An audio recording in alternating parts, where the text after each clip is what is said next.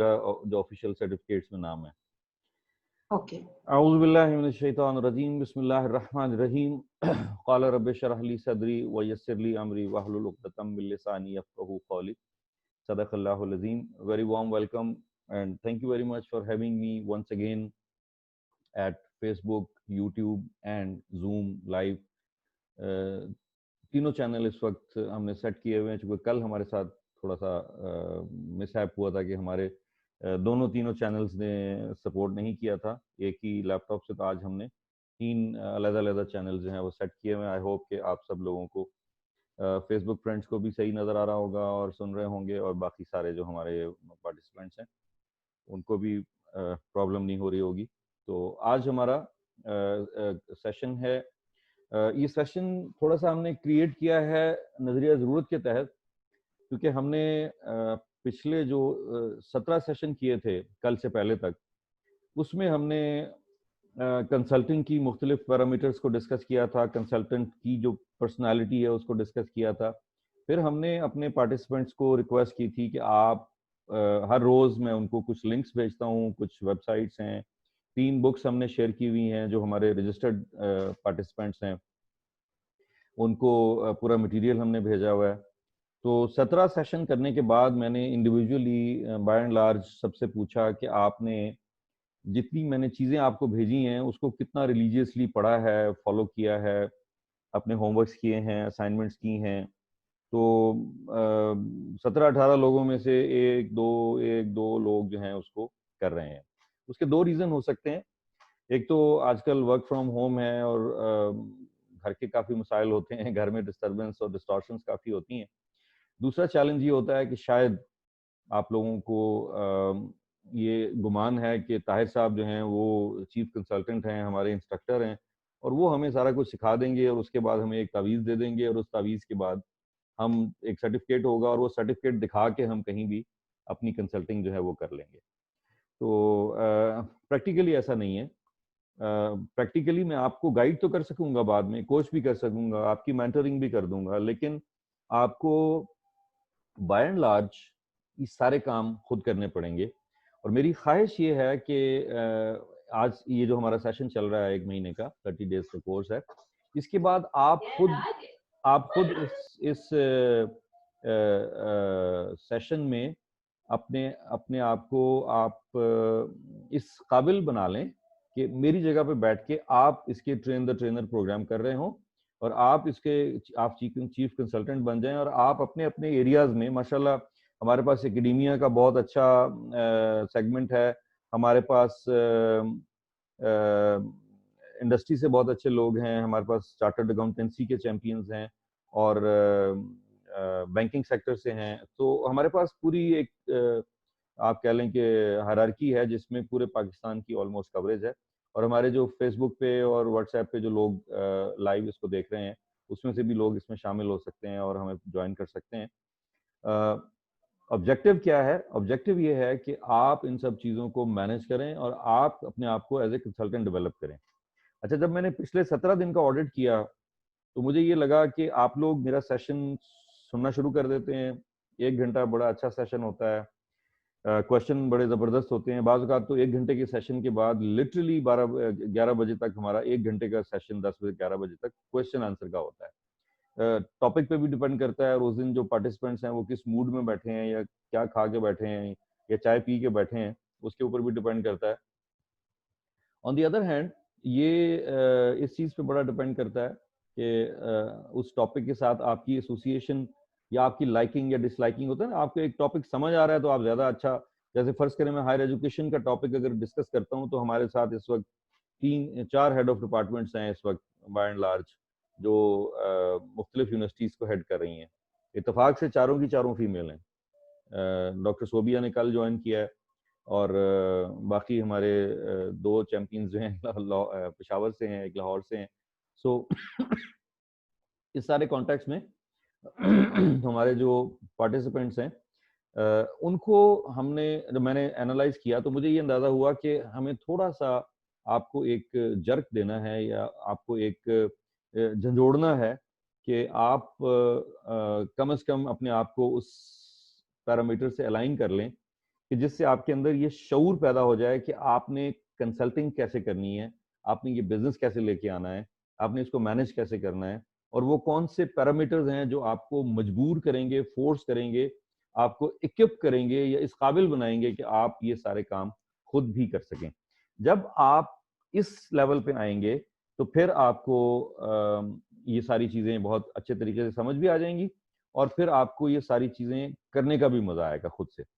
So my humble request is we will have an audit session today, जिसको थोड़ी देर के बाद मैं उसका जो असल नाम है वो आपसे शेयर करूंगा।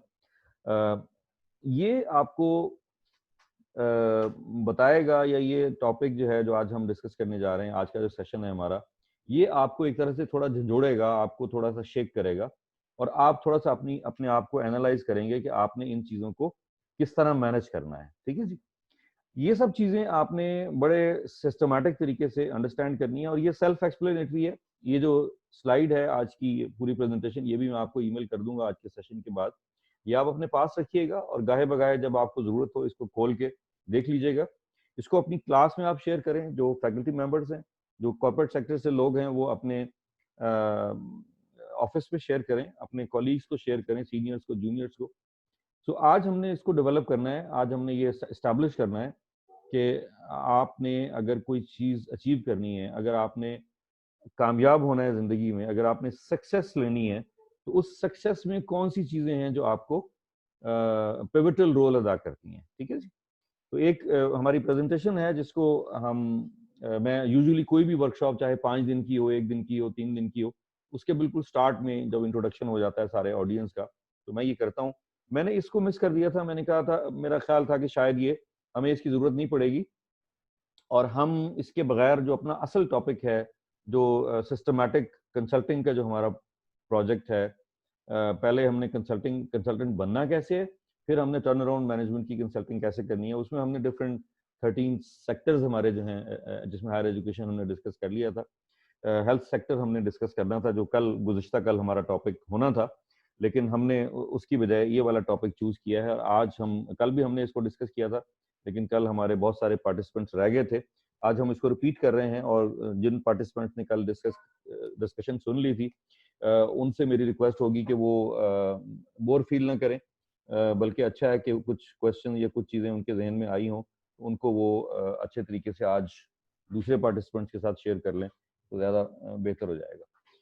सो to be successful in your life, क्या पैरामीटर्स हैं जिसके ऊपर आप सक्सेसफुल हो सकते हैं? तो जो हमारा टॉपिक चल रहा है पूरे एक मंथ का, वो कंसल्टेंट का है, how to become a good professional या प्रोफेशनल कंसल्टेंट या टर्न अराउंड मैनेजमेंट कंसल्टेंट। ये तीनों एक ही चीजें हैं और हमने इसको इन डिटेल डिस्कस करना है। तो आज का जो हमारा टॉपिक है वो एटीट्यूड से रिलेटेड है और एटीट्यूड को पहले हमने डिफाइन करना है कि एटीट्यूड बनता कैसे है, होता कैसे है, आता कहाँ से है और उसको हम एक्सप्लोर कैसे कर सकते हैं। हार्वर्ड यूनिवर्सिटी में एक रिसर्च हुई जिसमें 400 सक्सेसफुल लोगों को इनवाइट किया गया और उनको पूछा गया कि आपकी जिंदगी में, आपकी सक्सेस में इन 4 चीजों का, इन 4 पैरामीटर्स का कितना रोल है परसेंटेज के लिहाज से। 100 नंबर है, 4 टॉपिक हैं। उन्होंने व्हाइट बोर्ड पे, मैं जब सेशन करता हूं तो मैं 4 खाने बना के उस पर मैं वो चारों चीजें लिख देता हूँ। अब वो चारों चीजें हम आज आपसे डिस्कस करते हैं। पहले मैं आपका ओपिनियन लूंगा, उसके बाद फिर आप उसमें शेयर करेंगे कि बाकी लोग जो हैं, जो हमारी रिसर्च थी उसका जो रिजल्ट था वो मैं आपसे बाद में शेयर करूंगा।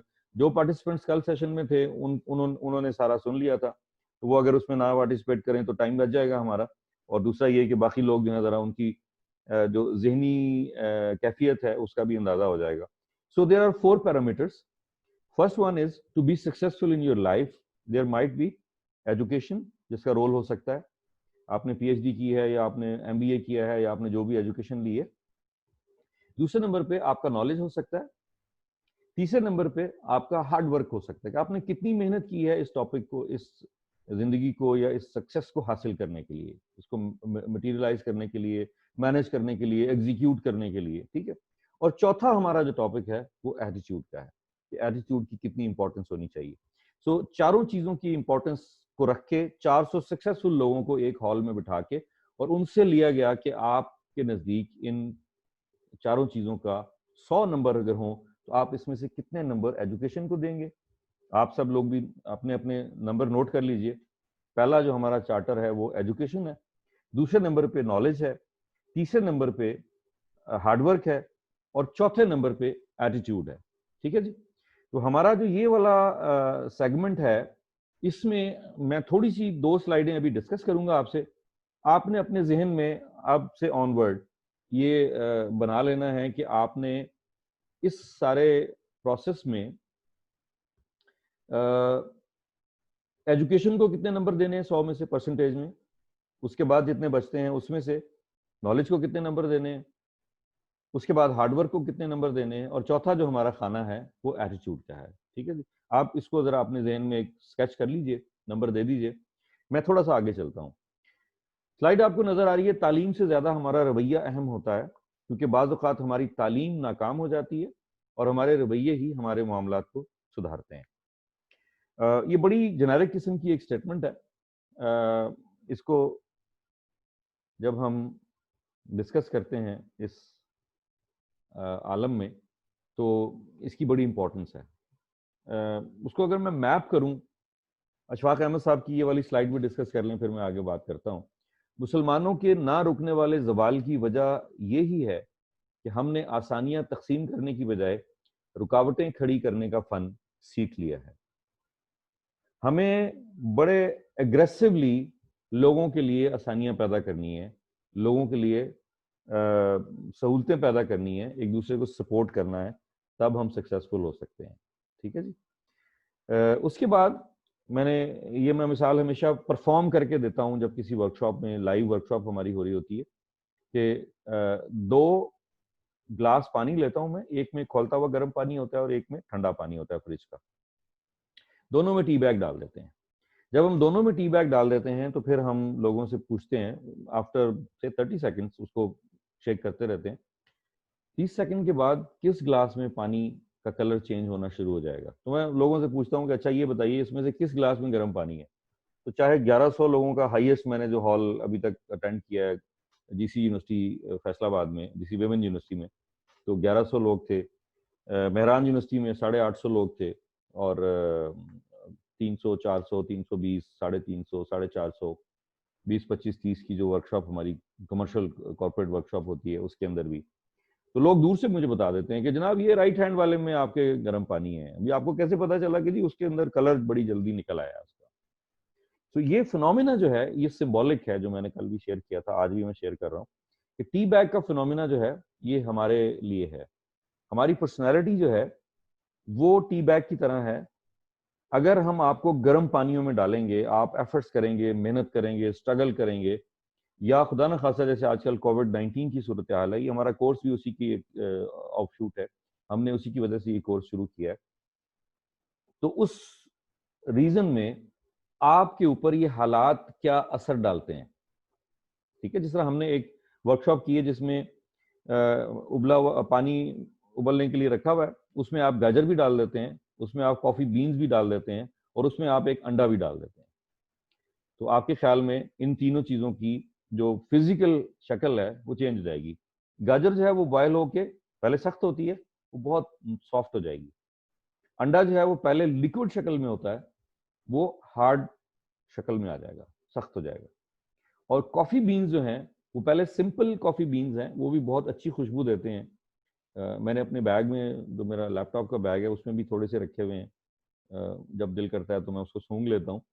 और आपने देखा होगा कि ये जो खुशबू बेचते हैं, फ्रेग्रेंस बेचते हैं, परफ्यूम बेचते हैं, इतर बेचते हैं, इनके पास एक शीशी में ये कॉफ़ी बीन्स रखे होते हैं। जब आप 3-4 परफ्यूम सूंघ लेते हैं ना, तो फिर आपकी जो सूंघने की सलाहियत है वो ऑलमोस्ट कंफ्यूज हो जाती है। फिर आप चौथा पांचवा जब परफ्यूम सूंघते हैं तो आपको समझ नहीं आता। तो वो एकदम एक शीशी उठाते हैं और आपको सूंघाते हैं कॉफ़ी बीन्स। उससे जो आपकी पहले की जितनी सेंसेस होती हैं वो सारी नलीफाई हो जाती हैं, जीरो जीरो हो जाती हैं। फिर आप फ्रेशली एक चीज़ सूंघना शुरू कर देते हैं। तो उसी कॉन्टेक्स्ट में आपने कॉफ़ी बीन्स की खुशबू आनी शुरू हो जाएगी उस एक्सपेरिमेंट में जो हमने किया भी था। ठीक है, तो रीज़न क्या है कि हालात आपके ऊपर यकसा असरअंदाज होते हैं, लेकिन कौन से लोग हैं जो उसमें डिफरेंट तरीके से बिहेव कर रहे हैं, और कौन से लोग हैं जो उसके अंदर अंडे की तरह बिहेव कर रहे हैं कि वो हालात में सख्त हो जाते हैं, कौन से लोग हैं जो नरम हो जाते हैं, कौन से लोग हैं जो इसमें अपने आप को खुशबू देना शुरू कर देते हैं, वगैरह वगैरह। तो इन सब चीज़ों को ये कुछ लोग एक सेकंड ज़रा, हमारे दो पार्टिसिपेंट जो हैं, एक मिनट,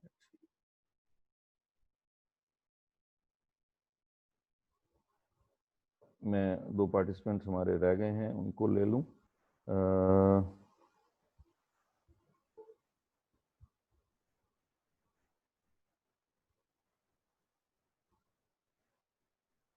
एक सेकंड दीजिएगा जी। उस्मान फजल साहब और डॉक्टर सोबिया, आप अगर फेसबुक पे देख रही हैं तो आपको ईमेल कर दिया है मैंने लिंक, आज का ईमेल से लिंक जाते हैं हमेशा, तो आप उसको देख लीजिए और वहां से ज्वाइन कर लीजिए।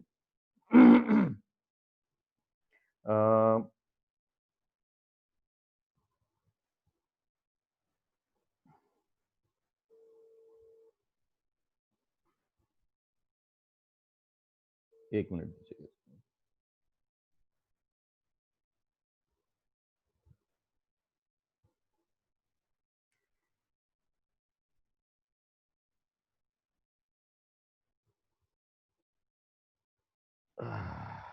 ओके, सो जितने आपके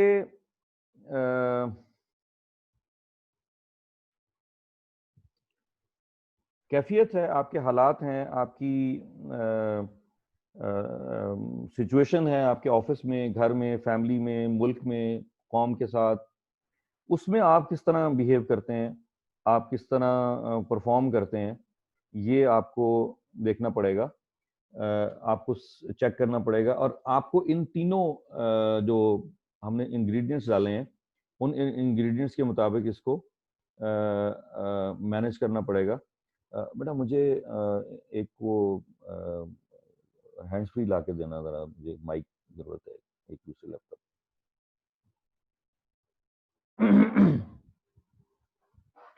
अच्छा, तो इस सिनेरियो में आपकी जो पर्सनालिटी है वो इन तीनों इंग्रेडिएंट्स में से, इन तीनों आप कह लें जो मटेरियल है, उसमें आपके आपका बिहेवियर तीनों की तरह हो सकता है कि आप उस सिचुएशन में सख्त हो जाते हैं, आप उस सिचुएशन में नरम हो जाते हैं, आप उस सिचुएशन में कह लें कि खुशबू देना शुरू कर देते हैं कॉफ़ी बीन्स की तरह। So it's up to you कि आपका बिहेवियर कैसा होता है। इसी तरह ही जब आप टी बैग की एग्जांपल हमने दी है, तो टी बैग अगर गर्म पानियों में ना जाए तो इसकी कोई वो नहीं होती, क्वालिटी नहीं होती, या इसका रंग भी नहीं निकलता, इसकी खुशबू भी नहीं आती, और इसका अरोमा भी नहीं आता। तो जब ये चीजें आप देखते हैं तो फिर आपको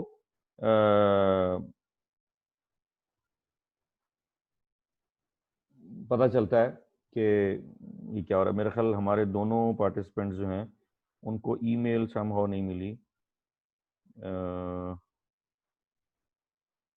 अच्छा जी, एक साहब ने लिखा है कि जी हमारे यहाँ लाइट चली गई है। Great, okay, thank you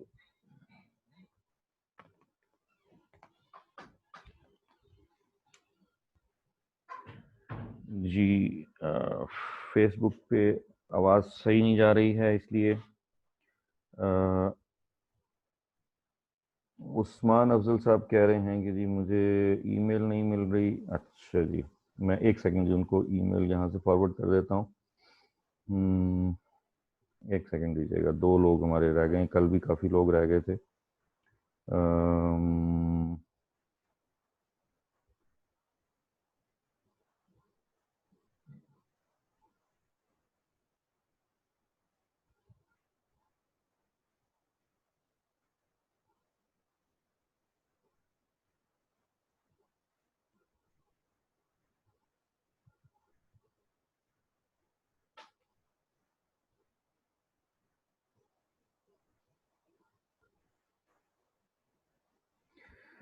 O sorry, okay जी। सो आपने अपने जो बिहेवियर को एडजस्ट करना है, आपने अपने जो सिचुएशन के मुताबिक अपने आप को एडजस्ट करना है, वो इन तीनों जो आइटम्स हैं इनके मुताबिक करना है, और जो आपने ये देखा टी बैग, इसके मुताबिक करना है। अच्छा, ये सारी चीज़ें ज़रूरी क्यों हैं? आपने ज़िंदगी में जो भी बिजनेस करना है, आपने बिजनेस करना है, सोशल कॉन्ट्रैक्ट्स में जाना है, कंसल्टिंग करनी है, लॉ पढ़ना है, ये लॉ प्रैक्टिस करना है, इवेंट मैनेजमेंट करनी है, आपकी ऑब्लिगेशंस हैं, फ्रेंचाइज बिजनेस है, होम बेस्ड है, आजकल जैसे हम कर रहे हैं। ये स्लाइड भी 10 साल पुरानी है, लेकिन इसमें भी होम बेस्ड बिजनेस का जिक्र किया गया, तो उस वक्त पता था कि वर्क फ्रॉम होम बड़े पॉपुलर उसमें जाएगा, and so on so fourth. So in this context आपको ये देखना है कि आपके अंदर ये जो 4 चीज़ें हमने आपको दी हैं, इनका क्या इम्पैक्ट आ रहा है आपकी ज़िंदगी में। ठीक है जी। अच्छा, इसके इम्पैक्ट को आपने इस तरह देखना है। अब आप अगर अपने आपने नंबर कर लिए हैं, तो आप अपने नंबर ज़रा सामने रख लें। तो कोई एक वॉलंटियर मुझे से मुझे शेयर कर दे कि उनके नज़दीक आप इसका क्या रिजल्ट हो सकता है। जिन्होंने कल नहीं किया था, कल जिन्होंने नहीं सुना था सेशन, उनमें से अगर कोई वॉलंटियर आज आ जाएं, माइक ऑन कर लें अपना, और मुझे बता दें कि 100 में से वो एजुकेशन को कितने नंबर देते हैं। जी, चैंपियंस। सर 100। एजुकेशन को? जी सर 100 सर। अच्छा, आपने 4 हिस्सों में डिवाइड करने हैं ये नंबर। अब अच्छा, 4 हिस्सों में डिवाइड करने हैं यानी तो आपने चारों को नंबर देने हैं। 100 नंबर हैं टोटल आपके पास, और ठीक है। एजुकेशन को, नॉलेज को, हार्डवर्क को और एटीट्यूड को आपने 100 में से कितने नंबर 4 खानों में डिवाइड करने हैं। आप ये समझ लें 4 क्वेश्चन है, इनके चारों की ठीक है। आपने अगर क्वेश्चन पेपर आप बना रहे हैं, तो आपके नजदीक एजुकेशन का जो क्वेश्चन पेपर है उसको कितने नंबर देंगे, उसकी इंपॉर्टेंस को कितने नंबर देंगे रादर, और नॉलेज को और हार्डवर्क को। या आप सब लोग लिख दें जैसे नोटपैड पे, मैं उसको पढ़ देता हूँ। सर मैंने 25 ईच। ओके जी, डॉक्टर साइमा ने सबको 25 नंबर दिए हैं। इसका मतलब है कि आपने कल का सेशन नहीं सुना हुआ, क्योंकि कल का सेशन जिसने सुना था वो तो नहीं देगा, और आइंदा सर कभी मैं नहीं कल नहीं देगा। जी जी। डॉक्टर जुबिया आप? सर मैंने ही बताया है अच्छा, सर, आपने बताया। 25 ईच। अच्छा, डॉक्टर साइमा ने 25 जी सर। 25 25 नंबर एजुकेशन को दिए हैं, नॉलेज को 25 नंबर दिए हैं, हार्डवर्क को 30 नंबर दिए हैं, और 20 नंबर बाकी बच गए हैं तो आपके, ठीक है। एटीट्यूड को 80 नंबर दिए हैं, और रेस्ट 20% बाकी सब में तकसीम कर दिए हैं। एटीट्यूड के 20 नंबर डॉक्टर साइमा ने बता दिए हैं। बाय एंड लार्ज आप सबका 20-25 के करीब जवाब है। आतिफ साहब ने 80% का जवाब दिया है। आपको हैरत होगी सुन के कि उस वर्कशॉप में जो हार्वर्ड यूनिवर्सिटी में 400 लोगों को बुला के कराई गई थी, उसके अंदर जो सबसे बड़ा रिजल्ट आया था वो बड़ा चेंज था, बड़ा डिफरेंट था। और वो क्या था कि एजुकेशन, नॉलेज और हार्डवर्क, इनका जो जवाब था वो 7% था। उनके नज़दीक इसका रोल 7% है। 93% जो रोल है वो एटीट्यूड का है। अब अब आप बताइए कि आपने अभी तक जो कैलकुलेशंस बताई हैं, वो आप में से 2 चैंपियन हैं जिनका जवाब करीब करीब सही है। बाकी सब लोग जो हैं उन्होंने बहुत डिफरेंट बताई हैं। सो हम कट शॉर्ट करते हैं इसको, चूंकि 24 मिनट हमारे गुजर चुके हैं। हम आगे चलते हैं और हम पोस्टमार्टम करते हैं कि if this attitude is so important, then what are the ingredients to develop your attitude, to establish your attitude. ठीक है, तो इसको हम कैसे एस्टैब्लिश करेंगे, ये हम एटीट्यूड पे आ जाते हैं। और एटीट्यूड की मैं एक दे रहा हूँ एग्जांपल। वो है आपकी, आपने फिल्म देखी होगी कुछ लोगों ने, टाइटैनिक। उसमें जहाज जब ग्लेशियर से टकराता है, तो ये ऑलमोस्ट वही ग्लेशियर है जो हम डिस्कस कर रहे हैं इस वक्त। और इसमें यूजुअली हम ये देखते हैं कि जितना ये ऊपर नजर आ रहा होता है, इसका 90% ये नीचे होता है। और इसकी एग्जांपल ये है कि मैं इस वक्त आपको जो नजर आ रहा हूँ या नहीं नजर आ रहा हूँ, आप मुझे जानते हैं, क्लास में इधर उधर कोई वर्कशॉप हम करते हैं, फिजिकली खड़े होते हैं, किसी लंच में, खाने में, वलीमे में, शादी में हम मिलते हैं, तो जो कुछ आप नजर आते हैं वो टोटल 10%, एग्जैक्टली 7% होता है। हम उसको मोटा मोटा करके 10% ले लेते हैं। वो आपकी एजुकेशन, नॉलेज और हार्डवर्क आपका 10% है। जो ना दिखने वाली चीज है वो अंदर है पानी के, इस स्लाइड के मुताबिक वो 90% है। 90% आपकी पर्सनैलिटी जो है वो उस वक्त खुल के सामने आती है। हजरत अली करमल्ला वजहो का कौल है कि जब किसी शख्स को पहचानना हो तो आप दो काम करें, या आप उसके साथ ट्रेवल कर लें या आप उसके साथ मामला कर लें, यानी कोई ट्रांजैक्शन कर लें। जब आप ये दोनों में से कोई चीज कर लेंगे तो फिर आपका जो है आप कह लें उनके साथ उसकी जो पूरी पर्सनालिटी है वो खुल के आपके सामने आ जाती है। ठीक है जी। तो अगले उसमें देखते हैं हम अगली स्लाइड में, तो आप देखें ये 10% ऊपर है पानी के और 90% नीचे है। इसी तरह हम विजिबल, हम 10% विजिबल हैं और 90% हम बिलो द सी हैं, जो कि हम नजर नहीं आते। और उस वक्त नजर आते हैं या हम ट्रैवल करते हैं किसी के साथ, या हम कोई ट्रांजैक्शन करते हैं किसी का, कोई माली मामलात करते हैं, कोई चीज खरीदते हैं, कोई बेचते हैं, कोई बिजनेस पार्टनरशिप करते हैं, तब बहुत सारे लोग आपके सामने खुलकर आते हैं। तो वो क्या चीजें हैं जो ये एटीट्यूड डेवलप करती हैं, बनाती हैं, जिसकी इंपॉर्टेंस 93% है। और दुनिया के 400 माने में जो सक्सेसफुल लोग थे, बिल गेट हो गया, मार्क जुकरबर्ग हो गया, जैकमा हो गया, मैं उन लोगों की एग्जांपल दे रहा हूँ। अच्छा, पाकिस्तान में आ जाएं आप लोकल लेवल पे। हम अब्दुल सत्तार ईदी साहब से स्टार्ट करते हैं। शायद उन्होंने मैट्रिक भी नहीं किया था, 8 क्लासें उन्होंने पढ़ी थी, लेकिन दुनिया का सबसे बड़ा उन्होंने एम्बुलेंस का फ्लीट इस्टेब्लिश कर दिया। डॉक्टर अमजद साकिब, मैं ये तो नहीं कह रहा कि वो, लेकिन वो पीएचडी नहीं है, एमबीबीएस डॉक्टर है। डॉक्टर अमजद साकिब साहब ने पाकिस्तान में दुनिया का सबसे बड़ा एक वेंचर कैपिटल सेट कर दिया है, 120 बिलियन रुपए का, जिसमें 0% मार्कअप है, 99.94% रेट ऑफ रिटर्न है उनके दिए हुए लोन्स का। तो मैंने डॉक्टर साहब से पूछा, मैंने कहा डॉक्टर साहब ये जो 0.04% लोग नहीं देते लोन, ये कौन लोग होते हैं?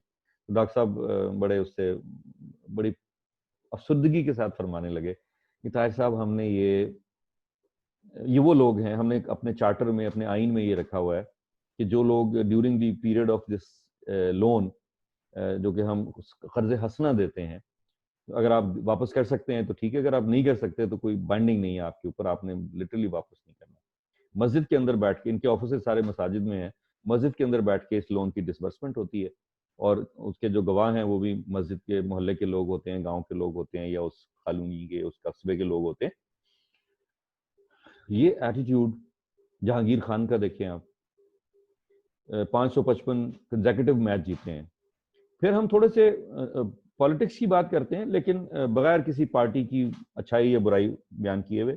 और सक्सेस नेगेटिव भी हो सकती है, सक्सेस पॉजिटिव भी हो सकती है, लोग उसका इस्तेमाल गलत भी कर सकते हैं, उसका इस्तेमाल अच्छा भी कर सकते हैं। आसिफ अली जरदारी साहब इस मुल्क के सदर रहे हैं, बहुत बड़ी पोजीशन है, वहां तक पहुंचना बहुत कमाल की बात है।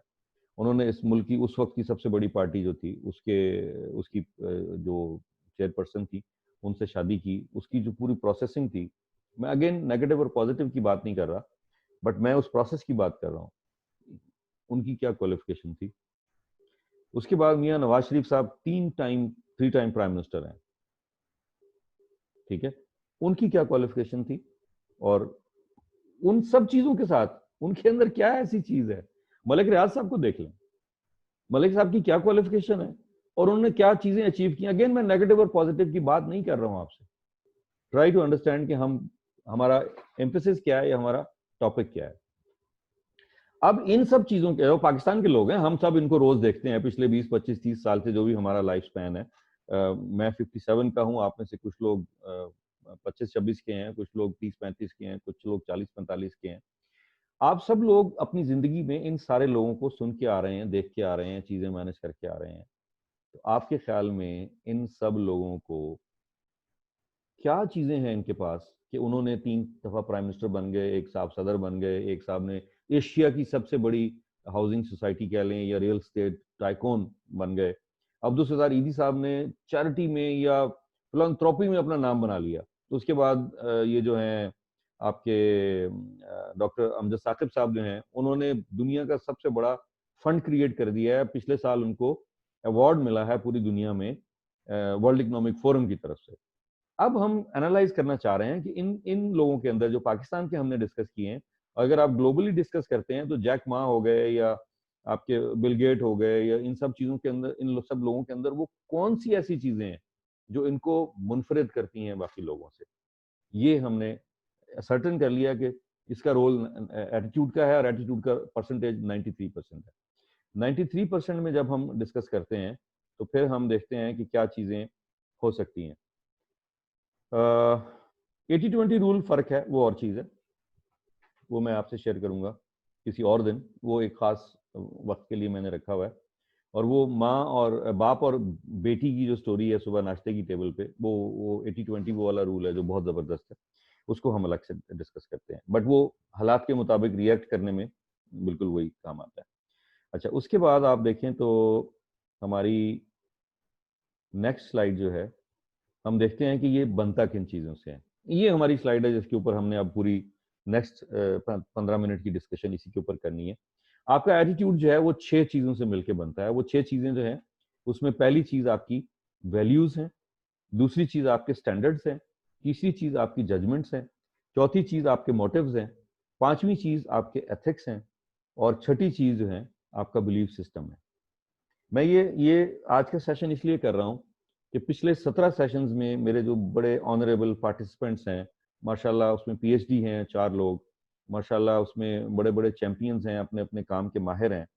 मुझे उनसे शिकवा है, उन्होंने जो चीज़ें या जो असाइनमेंट्स, जो बुक्स, जो आर्टिकल्स उनको भेजे हैं। एविएशन का परसों मैंने भेजा था कि इस पेंडेमिक की सिचुएशन में एविएशन को आपने कैसे एनालाइज करना है। तो उसके बाद मैंने 3 ऐसी पोर्टल्स बताई थी, वेबसाइट बताई थी, जिसके ऊपर के उन्होंने, जैसे हार्वर्ड बिजनेस रिव्यू एक था उसमें से, उनमें जाके उन्होंने अपने आप को रजिस्टर करना था ताकि उनको एक न्यूज़लेटर उनका रोज आता रहे। रोज फजर के बाद एक ठग करके आपके मेल बॉक्स में आता है। उसमें हर रोज एक नई टेक्नोलॉजी और एक नई चीज होती है। हमने बड़ी डिटेल में टर्न अराउंड मैनेजमेंट एसोसिएशन को भी पढ़ा और उसको भी हमने देखा। तो उसके उसके मुताबिक भी ये सब चीज़ें जो हैं, टीएमए की जो वेबसाइट है उसके ऊपर मैंने रिक्वेस्ट की थी कि आप अपने आप को कम से कम न्यूज़लेटर की विजिट कर लें, कम से कम उनकी वेबसाइट, ठीक है ना। तो आप लोग उसको बड़ा लाइट ले रहे हैं और आप लोग उसके ऊपर रिएक्ट नहीं कर रहे जिस तरह एक कंसल्टेंट को करना चाहिए और करना पड़ेगा, ठीक है ना। 30 डेज 30 आवर्स, 30 आवर्स नहीं है, तकरीबन 2 घंटे रोज के हमारे एवरेज में लग जाते हैं इसमें। तो आप लोग भी अपने 60 घंटे स्पेंड कर रहे हैं, मैं भी अपना टाइम थोड़ा बहुत इसमें डाल रहा हूँ। तो आप लोगों के जो 60 घंटे हैं, 30 दिन हैं, आप अपने सारे काम, फैमिली के काम छोड़ के इस वक्त बैठते हैं, वो क्यों एक्टिवेट नहीं हो रहे या उसकी क्या रीजन है, वो आज हम रूट कॉज उसका तलाश कर रहे हैं। और इंशाल्लाह जैसे ही सेशन हमारा खत्म होगा, आपका एटीट्यूड जो है वो शेप अप हो जाएगा। आपको पता चलेगा कि ओ, हम तो पीएचडी में ढूंढ रहे थे, ये तो हमारे घर में हमारी वालदा, हमारी नानी, हमारी दादी, हमारी मामू, हमारे चचा, ये तो उनके सिखाने की चीजें हैं। ये तो हमारे असातिज़ा किराम ने, हमारे पड़ोसियों ने, हमारे घर में, इवन हमारे मोहल्ले में अनपढ़ लोगों ने हमें सिखाना था और सिखाया है, लेकिन हम उनकी बात को वेटेज नहीं दे रहे थे। तो हमने इन चीजों को कैसे वेटेज देनी है, ये अब हम देखते हैं। वैल्यूज पहला हमारा आर्टिकल है। मेरे नज़दीक वैल्यूज ये होती हैं, जिस तरह हम छोटे होते थे तो हमारे पेरेंट्स जो हैं, वो वालिद साहब फर्ज करें चारपाई पे बैठे हैं, तो हमने अगर उसी चारपाई पे बैठना होता तो कभी भी हम उनके सराहने की तरफ नहीं बैठते थे। एक अदब का तकाजा है, रिस्पेक्ट है, और ये सीखते थे हम। बच्चियां हैं, औरतें हैं, वो बुजुर्गों के सामने सर ढके बगैर या दुपट्टा सर पे लिए बगैर वो नहीं जाती थी, चादर ले लेती थी। एक रिस्पेक्ट का तकाजा था, ठीक है ना। ये वैल्यूज हैं आपकी। इसी तरह आप देखते हैं केपीके में मुख्तलिफ लोग, मतलब बहुत वर्स्ट केस सिनेरियो जो मैं अक्सर शेयर करता हूँ कि वहाँ अगर आप किसी का मर्डर भी कर देते हैं, जैसे केपीके में गोली मारना या बंदा मारना, बड़ा मिसाल दी जाती है आमतौर पे कि असला जो है उनका जेवर है, बच्चों को खिलौने हैं, बच्चे बचपन से पैदा होते हैं तो उनको क्लाशनकोफ और इनसे आशना करा दिया जाता है, and so on so fourth. मैं अगेन पॉलिटिक्स में नहीं जा रहा या मैं किसी कल्चर की बात नहीं कर रहा, लेकिन मैं सिर्फ उसमें से जो मेरे काम की चीज़ है वो आपसे शेयर कर रहा हूँ। मैंने ये सुना है कि केपीके के कल्चर में अगर असील पठान है, तो अगर मर्डर हो गया है और कोई बंदा जिसका मर्डर हुआ है उसके दरवाजे पे चला जाता है और माफ़ी मांग लेता है, जाके सरेंडर कर देता है, उसको माफ़ कर देता है, अगर वो वहां अपनी माफी मांगने से पहले उनकी गोलियों से बच जाते। ठीक है ना। तो ये वैल्यूज हैं और ये वैल्यूज हैं। ठीक है ना। हमारी एक कॉलीग हैं, इस वक्त हमारे साथ हैं, डॉक्टर शोबिया। तो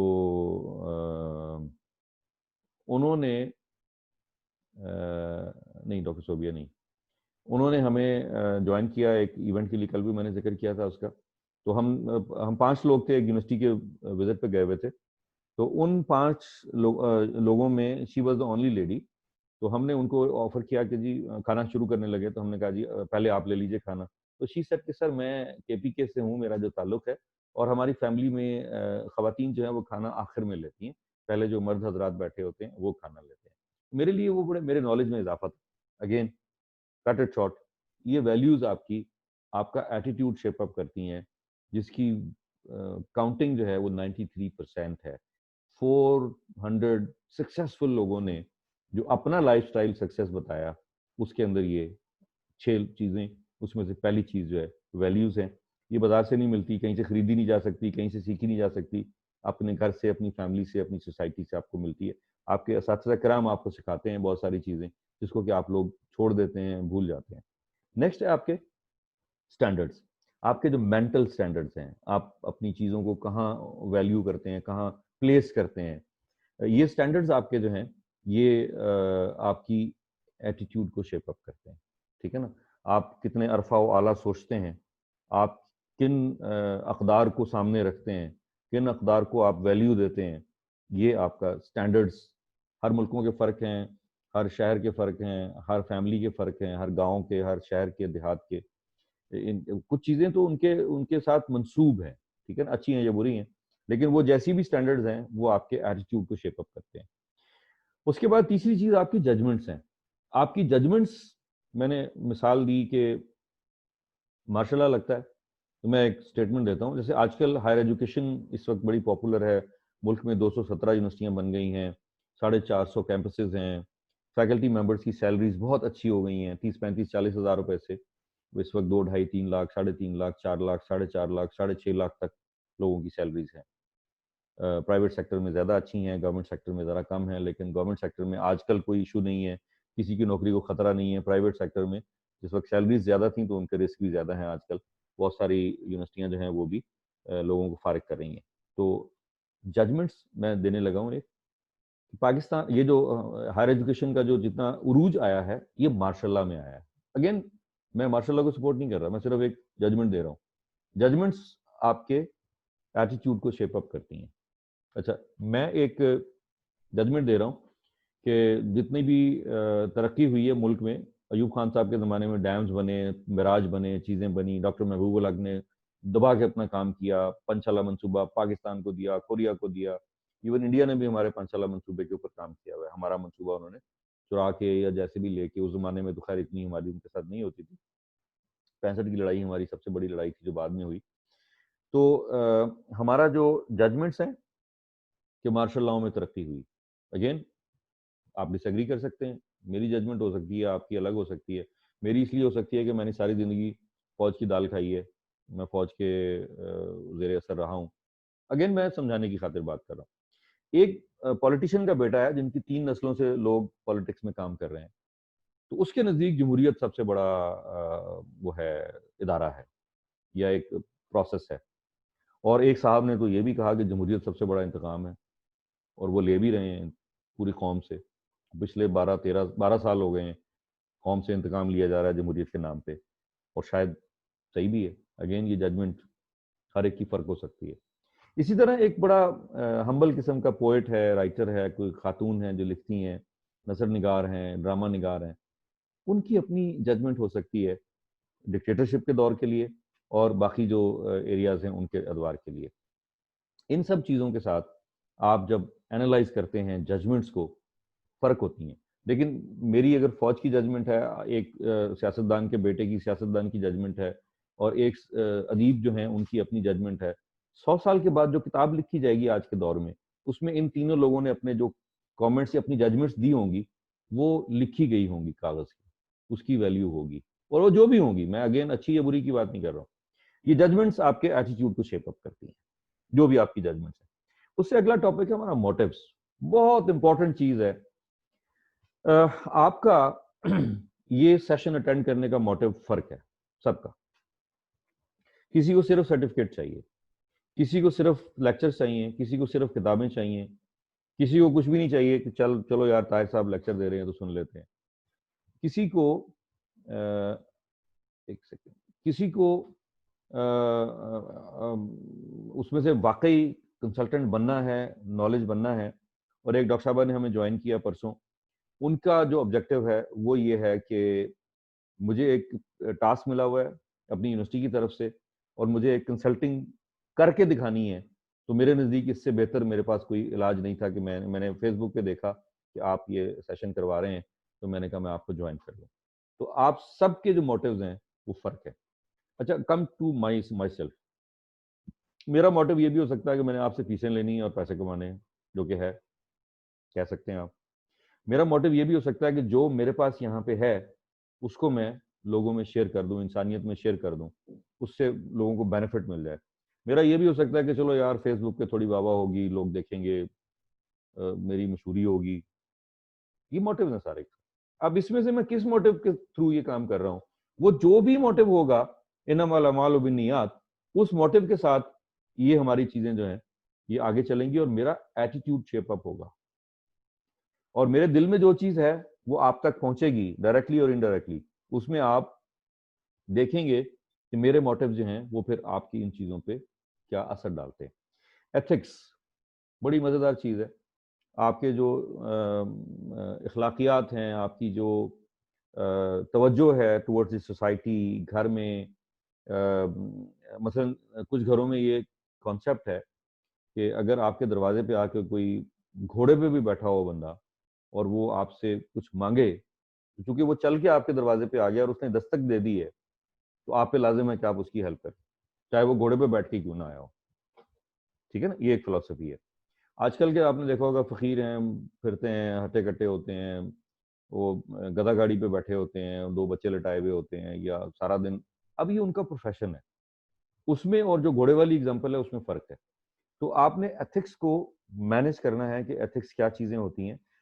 जापान में बच्चों को 7 ईयर तक, 7 साल की एज तक किताबें नहीं पढ़ाई जाती, स्कूलों में एथिक्स सिखाई जाती है। उनको सफाई सुथराई, हाइजीन सिखाई जाती है, पर्सनल हाइजीन सिखाई जाती है। उनसे वॉशरूम साफ कराए जाते हैं, जिस डेस्क पे उन्होंने बैठना है वो बच्चे खुद साफ करते हैं, और मॉपिंग कैसे करनी है, ये सारी बातें एथिक्स में आती हैं। ठीक है ना। मैं एक मिसाल देता हूँ हमेशा कि जब 2005 का जल्जला आया, हम रावलाकोट एक ट्रक लेके गए, वहां लोगों ने हमें लूट लिया। उनके लिए लेके गए थे, हमने इज्जत से पेश करना था, उन्होंने खैंचातानी करके ले लिया। जापान में जल्जला आया उसी साल दिसंबर में, शदीद सर्दी और शदीद तबाही हुई वहां पे। 3 दिन के बाद कुछ लोगों को रिकवर किया और उनके लिए खाना तकसीम कर रहे थे, लोग सारे लाइन में खड़े हो गए। 8 साल का एक बच्चा पीछे खड़ा है, उसको ऑफिसर ने हाथ में डब्बा दे दिया, लंच बॉक्स जो था, आउट ऑफ टर्न, उसने नहीं खोला, नहीं खाया। वो अपनी लाइन पे चलता रहा चलता रहा। ऑफिसर ये समझा, वर्ल्ड फूड प्रोग्राम का ऑफिसर था, जैसे मैं यहाँ बैठा हूँ तो वो डब्बे रखे हुए और वो तकसीम कर रहा है। उसने कहा शायद ये बच्चा, इसके को माँ बाप होंगे, शायद 2 लेगा या 3 लेगा, तो वो चुप करके खड़ा रहा कि चलो कोई बात नहीं। तो उस बच्चे ने रिस्पेक्ट की ऑफिसर की, उसको कुछ नहीं कहा। अपनी बारी पे जब यहाँ पहुंचता है तो उसको वापस करता है ऑफिसर को, उसको कहता है कि officer, now this is my turn, please give it to me. ये बातें उसको किसने सिखाई हैं? उसकी सोसाइटी ने, उसके माँ बाप ने, उसके कल्चर ने, उसकी तहजीब ने, उसकी शाइस्तगी ने। ये एथिक्स जो हैं ये नेशंस बिल्ड करती हैं।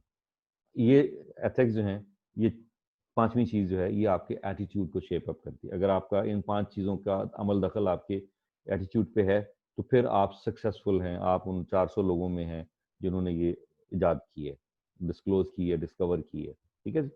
उसके बाद बिलीव्स हैं, बिलीफ सिस्टम है, अल्लाह ताला की ज़ात से शुरू होता है।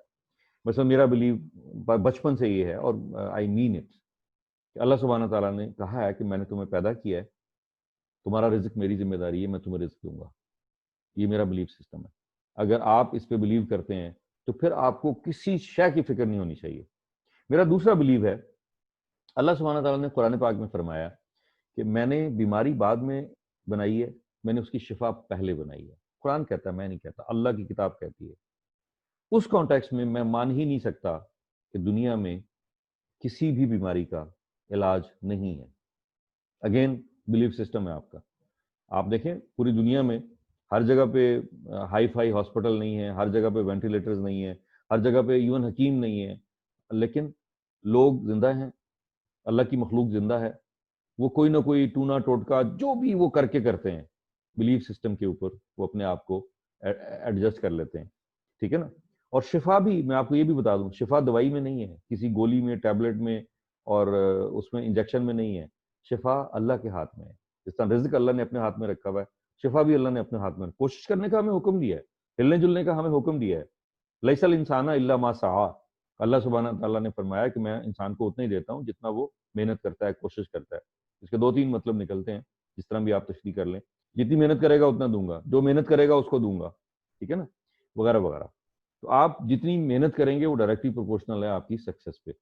लेकिन मेहनत के साथ आपकी इन्नमल अमालु बिन्नियात, आपकी नीयत भी साफ होनी चाहिए। आपका बिलीफ सिस्टम भी होना चाहिए कि अल्लाह ने पैदा किया है, अल्लाह ने रिज़्क देना है, अल्लाह ने बीमारी दी है, अल्लाह ने शिफा देनी है। आप एक सादा पानी का गिलास 3 दफा सूरह फातिहा पढ़ के, अव्वल आखिर दुरूद शरीफ पढ़ के, सूरह फातिहा को सूरह शिफा भी कहते हैं, अगर इस यकीन के साथ आप पीते हैं कि मेरे लिए दवाई है, आप ठीक हो जाएंगे। आप आब ज़मज़म इस नीयत से पीते हैं, क्योंकि हुक्म है कि आब ज़मज़म को आप जिस नीयत से पिएंगे, जिस काम के लिए पिएंगे, वो आपके लिए अक्सीर होगा। तो मैं क्या करता हूँ कि मैं पानी, घर में जब पानी की बोतलें आती हैं तो हम उसमें सब में आब ज़मज़म डाल देते हैं, 2-2 4-4 कतरे, और 30 सेकंड के अंदर किसी भी पानी की जो बोतल है या बर्तन है, उसके अंदर जो भी पानी है, उसके अंदर आब ज़मज़म के जो असरात हैं वो मल्टीप्लाई हो जाते हैं। जापान की एक रिसर्च है, आप गूगल कर सकते हैं। उन्होंने पूरा, डॉक्टर साहब का मुझे इस वक्त नाम याद नहीं है, उन्होंने बाकायदा इसको रिसर्च करके इसको चेक किया है कि ये पानी जो है ये फ़र्क है, और ये पानी 30 सेकंड के बाद आब ज़मज़म में कन्वर्ट हो जाता है। मेरे पास ये पानी की बोतल है, मैं इसको रिफ़िल करता रहता हूँ, इसके अंदर पानी डालता रहता हूँ। मैं सुबह, दोपहर, शाम नमाज के बाद दुआ करके जो भी दुआ पढ़ता हूँ, जो भी मैं कुरान पढ़ता हूँ, मैं इसके ऊपर फूंक मार लेता हूँ। इस पानी के अंदर आब ज़मज़म भी है, पानी भी है, और इसकी तासीर जो है वो बदल जाती है इस पानी की। अगर मैं इस यकीन के साथ ये पानी पीता हूँ, मुझे इससे शिफा मिलेगी, मुझे आब ज़मज़म से शिफा मिलेगी, मुझे सूरह फातिहा से शिफा मिलेगी। अगेन ये हम कनेक्ट कर रहे हैं हमारे टॉपिक के ऊपर, आपका एटीट्यूड जो है वो आपकी सक्सेस के डायरेक्टली प्रोपोर्शनल है। एटीट्यूड आपका किन चीज़ों से बनता है? आपकी वैल्यूज से, आपके स्टैंडर्ड से, आपकी जजमेंट से, आपके मोटिव से, आपकी एथिक्स से, आपके बिलीफ सिस्टम से। ये 6 चीज़ें लेके आप अपना एटीट्यूड डेवलप कीजिए, जिसकी इंपॉर्टेंस 93% है। उसके बाद आप सक्सेसफुली अपने इस कंसल्टिंग के प्रोजेक्ट को कीजिए। लेकिन आप खुदा के वास्ते एक चीज़ ज़हन में रखिए, मेरा ये कोर्स 30 दिन के बाद ख़त्म हो जाएगा। I am at your disposal, मेरे कॉन्टैक्ट्स आपके पास हैं, आप मुझे जब कॉल करेंगे मैं हाज़िर हूँगा। लेकिन मेरे प्यारे अजीज़ों, मेहनत तो आपने करनी है। आपने किसी भी प्रोजेक्ट का तिया पांचा करना है, पोस्टमार्टम करना है, एनालिसिस करना है, ऑडिट करना है, वो तो आपने करना है। मैं आपको गाइड जरूर कर दूंगा, कोच भी कर दूंगा, कितनी दफा कर दूंगा। मैं आपको वो सारे टूल्स देना चाह रहा हूँ, वो आपको सिखाना चाह रहा हूँ कि जब आपने एविएशन की बात करनी है, एविएशन की 36,772 वेबसाइट्स हैं, जिसके अंदर एविएशन के कंसल्टेंट्स अवेलेबल हैं। आपने हेल्थ केयर रिस्ट्रक्चरिंग की बात करनी है, आप में से कितने लोग हैं जिन्होंने एविएशन के लिए गूगल को खोला है मेरी इस ट्रेनिंग के बाद? कितने लोग हैं जिन्होंने हेल्थ केयर रिस्ट्रक्चरिंग को खोला है? कितने लोग हैं जिन्होंने हायर एजुकेशन की रिस्ट्रक्चरिंग को खोला है? कितने लोग हैं जिन्होंने स्कूल एजुकेशन की रिस्ट्रक्चरिंग को खोला है? आउट ऑफ स्कूल चिल्ड्रन को स्कूल में लाने के लिए खोला है? कि अब आप में से कितने लोग हैं जिन्होंने जो हमारा 1 करोड़ लोगों को नौकरियां देने वाला प्रोजेक्ट है गवर्नमेंट का, अगेन नो पॉलिटिक्स, मैं गवर्नमेंट की ना हिमायत कर रहा हूँ ना मुखालफत कर रहा हूँ, मैं सिर्फ ये गुजारिश कर रहा हूँ कि अगर आपको इंचार्ज बना दिया जाए, ये जो 17 लोग मेरे इस वक्त कोर्स में बैठे हैं, इनको मैं इस एक काबीना में ले लूं और इनसे मैं कहूं कि जी आपने हेल्थ केयर रिस्ट्रक्चरिंग को देखना है, आपने एविएशन की रिस्ट्रक्चरिंग को देखना है, आपने school, out of school children को देखना है, आपने कंस्ट्रक्शन इंडस्ट्री को देखना है, आपने 1 करोड़ नौकरियां पैदा करनी है। तो क्या मेरे जो स्टूडेंट्स हैं, मेरे जो पार्टिसिपेंट्स हैं, उनके अंदर ये सलाहियत है कि वो इन चीज़ों को टर्न अराउंड कर सके? Answer is yes. बट मुझे वो एटीट्यूड चाहिए आपके अंदर कि आप इन सब चीज़ों को गूगल करें। मैं ऑनेस्ट टू गॉड आपसे शेयर कर रहा हूँ। डॉक्टर अवैस सिराज मेरे दोस्त हैं, शिफा फाउंडेशन के वो एग्जीक्यूटिव डायरेक्टर थे। तो वहाँ एक हमारी डिस्कशन हुई कि हेल्थ केयर रिस्ट्रक्चरिंग के ऊपर हमें काम करना है, ठीक है। मैं फौरन घर आया, इट टुक 2 मंथ्स। मैंने दुनिया भर के जो हेल्थ केयर रिस्ट्रक्चरिंग के चैंपियंस थे उनके आर्टिकल्स पढ़े, उनकी बुक्स पढ़ी, उनकी बुक्स डाउनलोड की, उनकी वेबसाइट्स को देखा। मैंने बॉक्स फाइल जो होती है जिसमें तकरीबन 500 पेज लगते हैं, एक रिम लगता है, मैंने 2 बॉक्स फाइल्स यानी 1000 पेज दोनों तरफ से प्रिंट किए हुए, वो मैंने अपने नोट्स डाउनलोड करके प्रिंट करके जमा करके अपने पास रखे। फिर मैंने कोर्स डिजाइन किया। मैं कल हेल्थ केयर रिस्ट्रक्चरिंग पढ़ाऊंगा आपको। हेल्थ केयर रिस्ट्रक्चरिंग का जो ब्रोशोर है वो मैंने आप में से बहुत सारे लोगों को भेजा है। मैं बाकी सब लोगों को भी, जो और लोगों ने ज्वाइन किया, उनको भी भेजता हूँ। आप ये देखिएगा, वो कोर्स मैंने खुद डिजाइन किया है। उसके जो कंटेंट हैं कोर्स के, वो मैंने पढ़ के डिजाइन किए। मैं एमबीबीएस डॉक्टर नहीं हूँ, मैंने हेल्थ केयर मैनेजमेंट की डिग्री नहीं पढ़ी हुई, मैंने सिंपल एमबीए किया हुआ है, ठीक है। उससे पहले मैंने 3 साल का डिप्लोमा किया इलेक्ट्रॉनिक्स में। That is a lethal combination. मेरे पास इलेक्ट्रॉनिक्स की बैकग्राउंड है और 36-37 साल मैंने ICT, information and communication technology में काम किया है। मेरी अपनी कंपनी आईसीटी में काम कर रही है, जिसमें हार्डवेयर भी है, जिसमें सॉफ्टवेयर भी है, जिसमें सॉल्यूशंस भी हैं, जिसमें कॉल सेंटर भी हैं, जिसमें हेल्थ केयर भी है। हेल्थ केयर की मैंने डायलिसिस की मशीनें रिपेयर की हुई हैं, खुद इंस्टॉल की हुई हैं, उसकी कैलिब्रेशन की हुई है, पिम्स अस्पताल में की हुई है और बहुत सारे इदारों में की हुई है। जो पिक्चर ट्यूब होती है इसकी सीटी स्कैन की, picture tube CT scan install किया हुआ है, उसकी कैलिब्रेशन की हुई है। डायलिसिस मशीनों के साथ वेंटिलेटर्स की जो आजकल बहुत ज़्यादा बात हो रही है, वेंटिलेटर्स पे मैंने 1988 में काम किया हुआ है। तो ये चीज़ें आपको सिखाती हैं। लेकिन जब मैंने हेल्थ केयर रिस्ट्रक्चरिंग का पूरा कोर्स देखा, मेरे पास चूंकि ये जो आपसे मैं शेयर कर रहा हूँ 17 सेशंस में, ये मेरे पास बुक भी है उसकी, जो मैंने आपको भेज दी है। आप सब लोग जो फेसबुक पे देख रहे हैं वो भी अगर चाहते हैं आप इसमें रजिस्टर कर लें। आपको ये, आप समझ लीजिए बाइबल है ये आपके कंसल्टिंग बिजनेस की, टर्न अराउंड मैनेजमेंट की और स्पीड ऑफ ट्रस्ट, तीसरी बुक है जो इन दोनों को जोड़ती है आपस में, ट्रस्ट डेवलप करती है, चाहे वो कस्टमर का है, माँ बाप का है, सोसाइटी का है, लीडर का और उसकी रियाया का है, वट एवर इट इज। वो एक किताब जो है तो आपको सिखाती है। तो इस एटीट्यूड की ये वर्कशॉप आज की जो कराने का पर्पज मेरा था कि आपको ये बावर कराया जाए कि ये चीजें उस वक्त कारआमद होंगी जब आप इनके अंदर घुस जाएंगे, आप इसकी बेस्ट प्रैक्टिसेस को देखेंगे, दुनिया क्या कर रही है उसको देखेंगे। For example health care industry में कौन से 10 डिपार्टमेंट हैं जो अगले 5 साल में बड़े पॉपुलर होंगे, लेट्स गूगल इट। मैंने तो किया है, मैं कल आपसे शेयर करूंगा सारी चीजें प्रेजेंटेशन की शक्ल में। लेकिन आप तो करें ना, आप तो गूगल करें। अच्छा, हॉस्पिटल्स की रिस्ट्रक्चरिंग कैसे होती है? अच्छा, हॉस्पिटल में स्टेट ओन्ड हॉस्पिटल की कैसे होती है, प्राइवेट सेक्टर की कैसे होती है? मैं रीजन आपको दे देता हूँ एटीट्यूड क्यों आपका जरूरी है। इस्लामाबाद में एक हॉस्पिटल है, बहुत बड़ा माना हुआ हॉस्पिटल है, प्राइवेट सेक्टर में है, 19 साल उसको हो गए बने हुए, पब्लिक लिस्टेड है, स्टॉक एक्सचेंज में लिस्टेड है। पहले साल 1 अरब रुपए की सेल होती है, उनकी रेवेन्यू होता है, उसमें से 19% उनका प्रॉफिट था फर्स्ट ईयर में। 19 साल के बाद एक तो उनकी ग्रोथ बहुत स्टीडी है, उन्होंने हर साल 1 अरब रुपए का इजाफा किया है अपने। 19 साल के बाद 19 बिलियन रुपए का उनका रेवेन्यू है, लेकिन उस रेवेन्यू में जो उनका प्रॉफिट है वो सिर्फ 7% रह गया है। पहले साल कितना था?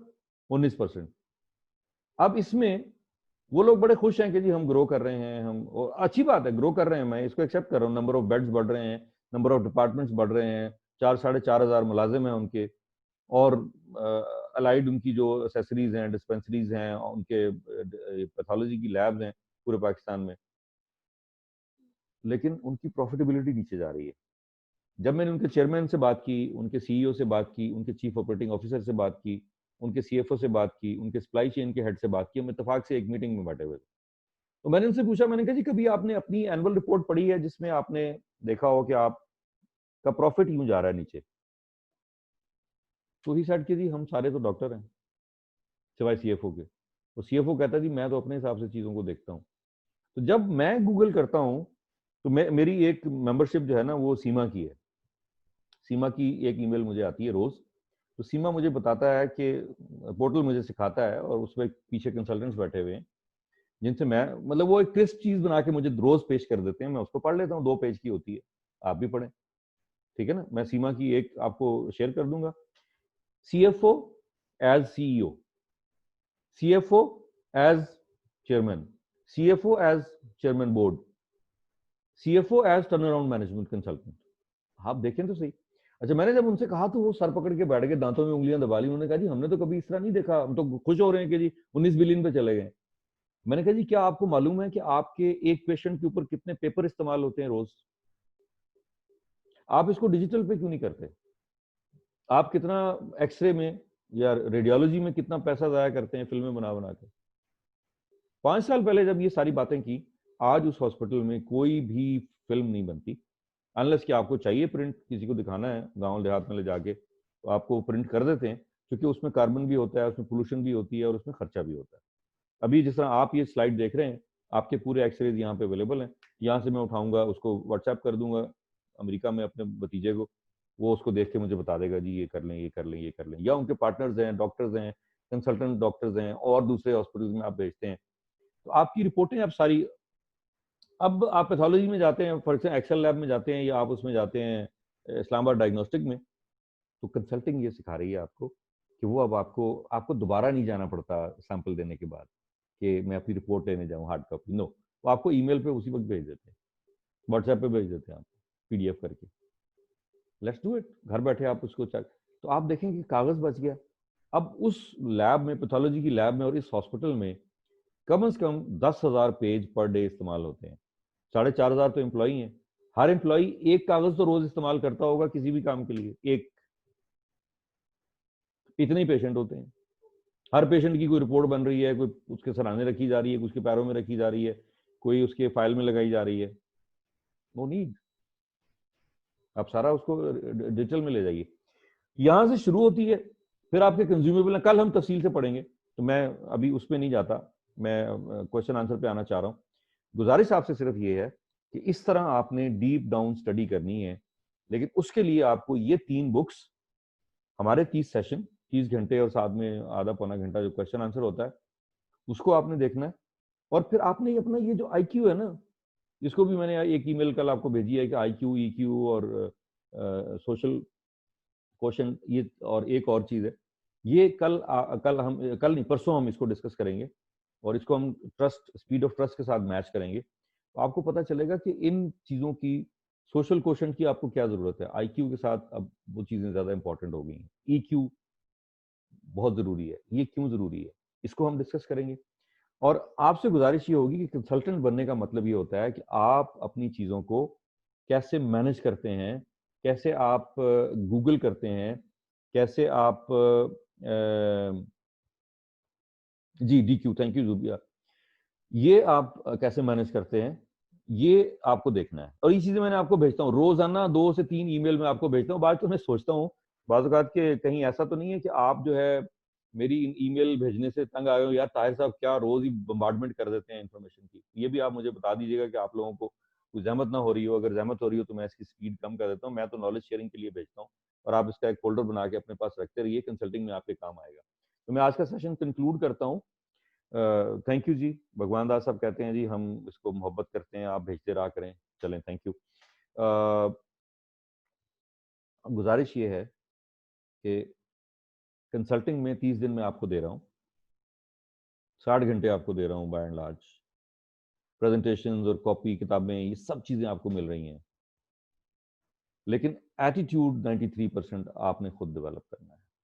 मेरी आपसे आज ये रिक्वेस्ट होगी कि मेरे नज़दीक एटीट्यूड ये है कि जितना मटेरियल आपको भेजा है उसको आप पढ़ गुजरें, रातें लगाएं इसके ऊपर, फजर के बाद उठ के पढ़ें, आइडियल टाइम होता है, पढ़ के फिर आप उसको गूगल उस एंगल से करें जिस एंगल से मैंने आपको अभी एक एग्जांपल दी है हेल्थ केयर मैनेजमेंट की।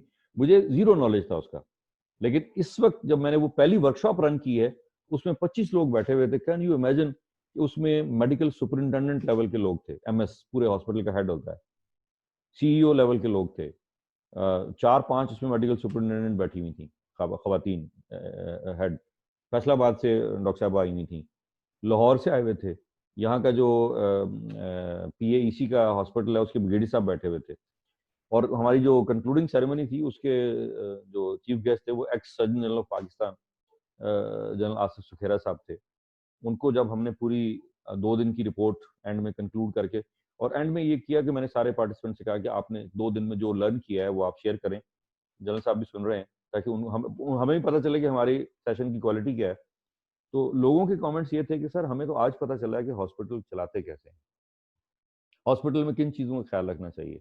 और जनरल सुखेरा साहब ने भी कहा कि हम अस्करी मेडिकल मेड आस के नाम से उन्होंने कंपनी बनाई है, प्राइवेट लिमिटेड कंपनी है जो अस्करी वेलफेयर ट्रस्ट के अंडर काम कर रही है, जिसमें वो 57 CMH को देख रहे हैं और उनके साथ पूरे पाकिस्तान के शहरों में फार्मेसीज बन रही हैं, पैथोलॉजी की लैब्स बन रही हैं, और इस्लामाबाद में पाकिस्तान की हिस्ट्री का सबसे बड़ा मेडिकल सिटी बन रहा है।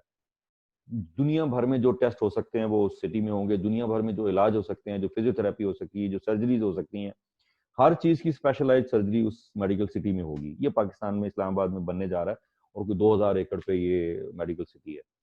तो जनरल साहब के साथ जब हमने ये बातें की तो जनरल साहब ने उसको रिकॉग्नाइज किया कि यार you are contributing a lot, आप सब भी ये काम कर सकते हैं और आप किसी भी एरिया को सिलेक्ट कर सकते हैं जो पाकिस्तान के 13 चैलेंजेस हैं, इधर इट्स एनर्जी, इधर it's mass transit system, whatever it is.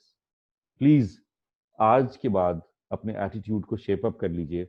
मेरी जो गुजारिशात हैं उनके थ्रू अपनी ईमेल्स को पढ़ लीजिए, जो मटेरियल आपको भेजते हैं उसको पढ़ लीजिए, 3 बुक्स आपने हिफ्ज करनी है उसको पढ़ लीजिए, how to become a professional consultant उसको पढ़ लीजिए, टर्न अराउंड मैनेजमेंट की बुक पढ़ लीजिए। ये सेशन तो हम एक स्ट्रक्चर्ड उसमें कर रहे हैं, ये तो 1 घंटे का सेशन है, लेकिन मेरे नजदीक तो मैं पूरा पूरा दिन आपको अगर 30 डेज पढ़ाता रहूं तब भी ये चीजें कवर नहीं होती। आपने अपने अंदर ये स्किल डेवलप करनी है कि आप अपनी आदत बना लें कि जब भी आपने एविएशन के बारे में देखना है, पिछले दिनों एविएशन का एक टीवी टॉक शो था, तो मैंने 4 लोगों को उसमें कनेक्ट किया, टीवी की जो प्रोड्यूसर साहिबा थी उनके साथ मिलके। मैं कुछ नहीं बोला उसमें, लेकिन स्ट्रक्चर पूरा मैंने करके डिजाइन करके लोगों को क्वेश्चन सारे उनको बना के उनको मैंने 4-5 रिपोर्टें भेजी, 4-5 मैंने दुनिया की जो यूट्यूब की रिपोर्टें थी उस वक्त एक्सपर्ट्स जो थे एविएशन के उनकी, पाकिस्तान से लोगों ने जो उसके कमेंट दिए थे वो उनको भेजे, ताकि उनका होमवर्क पूरा हो जाए और एज ए प्रोड्यूसर वो उसको मेंटेन कर लें। फिर 4 लोगों ने 2 दिन, 2 लोगों ने 1 दिन, 2 लोगों ने 1 दिन बैठ के वहां उस पूरे एनालिसिस, उसका जो एनालिसिस किया है, व्हाट अ ब्यूटीफुल आप कह लें एनालिसिस। और जो उन्होंने क्वालिटी उसमें डाली है उसमें एयर ट्रैफिक कंट्रोल के कंट्रोलर थे एक साहब चीफ इंस्ट्रक्टर थे इस इनके, एक साहब जो है वो एक्स डीजी थे सिविल एविएशन अथॉरिटी के, और एक और साहब उसमें पाकिस्तान में एक काउंसिल है एविएशन की, उसके प्रेसिडेंट थे। अच्छा, इन लोगों के साथ मेरा उठना बैठना, मिलना जुलना, खाना पीना, एक्सचेंज, जैसे ही जहाज गिरा है 10 मिनट के बाद हमारी कम्युनिकेशन शुरू हो गई थी। अच्छा, ये कोई फन नहीं है कि मैं उनके साथ पूछ रहा हूँ अच्छा जी जहाज गिरा, क्या हुआ क्या नहीं हुआ, ये क्यूरियोसिटी होती है एज ए कंसल्टेंट आपको। मुझे बड़ी खुशी हुई परसों परसों हमारी जो सरबत साहिबा हैं, हमारी पार्टिसिपेंट जो कराची से हैं और हाउस बिल्डिंग फाइनेंस कॉरपोरेशन से HBFC से हैं, उन्होंने टेलीविजन की एक खबर के ऊपर तबसरा किया था। मुझे इस वक्त ध्यान में नहीं आ रही कि वो क्या था, लेकिन मुझे खुशी हुई कि उन्होंने अपने एंटीनास ऑन किए हुए हैं, और जब भी न्यूज के अंदर कोई ऐसी चीज आती है जो हमारे कंसल्टिंग के एंटीनास के साथ मैच करती है तो हम फॉरन एंटीनास को ऑन कर लेते हैं, हम वो खबर सुनते हैं और उसको फिर हम अपने उसके अंदर मर्ज करते हैं, फिर हम उसको जाके और एक्सप्लॉइट करते हैं। ये एटीट्यूड आपको आज डेवलप करना है प्लीज। अगर ये नहीं होगा तो इसकी जो स्लाइड आपको बताएगी कि अगर ये नहीं है तो फिर आपके साथ क्या होगा, वो मैं आपसे शेयर कर देता हूं, ताकि आपका ये इन 6 चीजों का इम्पैक्ट आपके बिहेवियर के ऊपर आएगा, फिर उस बिहेवियर के साथ आप अपनी जिंदगी बना सकते हैं। और इसके बाद ये जो हमारी स्लाइड है, मैं अपने फेसबुक फ्रेंड्स के साथ के लिए पढ़ देता हूँ। A bad attitude is like a flat tyre, you can't go anywhere till you change it. क्या आप गाड़ी में टायर पंचर हो जाए तो उसके साथ घसीटते चले जाते हैं? Answer is no. अगर आपका बैड एटीट्यूड है, जो कि अभी तक 17 दिन की मैंने जो कार्रवाई देखी है, मैं आई एम सॉरी, मैं नहीं कह रहा कि आपका एटीट्यूड बैड है, लेकिन आपको अगर कंसल्टेंट बनना है तो आपको आपको मुझे टफ टाइम देना होगा, आपको क्वेश्चंस ढूंढ के लाने होंगे, और technical question, technical for the sake of, मतलब लुगवी मैनों में मुझे फंसा रहे हैं आप, या ये इसका क्या मतलब है और उसका क्या मतलब है, उसकी जरूरत नहीं है, वो बच्चों वाली क्लासों में, यूनिवर्सिटी के बच्चे क्लासों में करते हैं। आप अपनी अपनी अपनी इंडस्ट्री में से 2 क्वेश्चन 3 क्वेश्चन रोज ढूंढ के लाइए कि ये हमने डिस्कस करना है। तो मेरे नजदीक तो ये लेक्चरबाजी जो है ना, ये तो आपको किताबों में सारी चीजें मिलेगी, सारी प्रेजेंटेशन आपको। मेरे साथ क्वेश्चन आंसर करें, मेरे साथ डिस्कशन करें। जितनी ज्यादा डिस्कशन होगी उतना हम ज्यादा शेयर करेंगे नॉलेज का, और आपकी जो क्यूरियोसिटी है वो ज्यादा पेनिट्रेट होगी towards your consulting business. Business लेना कैसे है, किन चीजों में दिया जा सकता है, उसका नॉलेज आपने कहाँ से लेना है, आपने रिपोर्टिंग कहाँ से लेनी है, आपने उसके डिसीजंस कहाँ से करने हैं, उसके जो गैप एनालिसिस है वो कैसे करने हैं, आपने ऑडिट कैसे करने हैं, उसके सॉल्यूशंस फिर कैसे प्रपोज करने हैं, आपने कितनी इंफॉर्मेशन कस्टमर को देनी है कि वो आपका बिजनेस भी साथ में चलता रहे। आप पहले दिन ही जाके सारे उनके प्रॉब्लम, सारी बीमारियां, सारे इलाज उनको दे देते हैं, तो उसके बाद वो कहते हैं जनाब खुदा हाफिज, थैंक यू वेरी मच, बाकी काम हम खुद कर लेंगे। ये चीजें भी आपने सीखनी है। तो मैं अगेन जो भी काम करता हूँ पैशन से करता हूँ। मैं 6 घंटे और बोल सकता हूँ इसके ऊपर, लेकिन इसको हम यहाँ पे रोकते हैं। और मैं वेलकम करता हूँ आज के आपके क्वेश्चंस, अगर कोई हैं तो। Thank you very much. मैं इसमें थोड़ा सा एक क्वेश्चन भी है और एक मेरी सजेशन है। प्लीज। सजेशन ये है कि मैं तो जाहिर है कि काफ़ी एंड पे आई हूँ और 15 सेशन मेरा ख्याल है तकरीबन गुजर चुके थे, या 14। जी जी। होता ये है कि रोज़ाना ही हम एक सेशन कर रहे होते हैं साथ, कभी-कभी उसमें 2 आवर्स भी लग जाते हैं। जी। और संडे को जो है हमारा एक 3 आवर्स का सेशन हुआ था।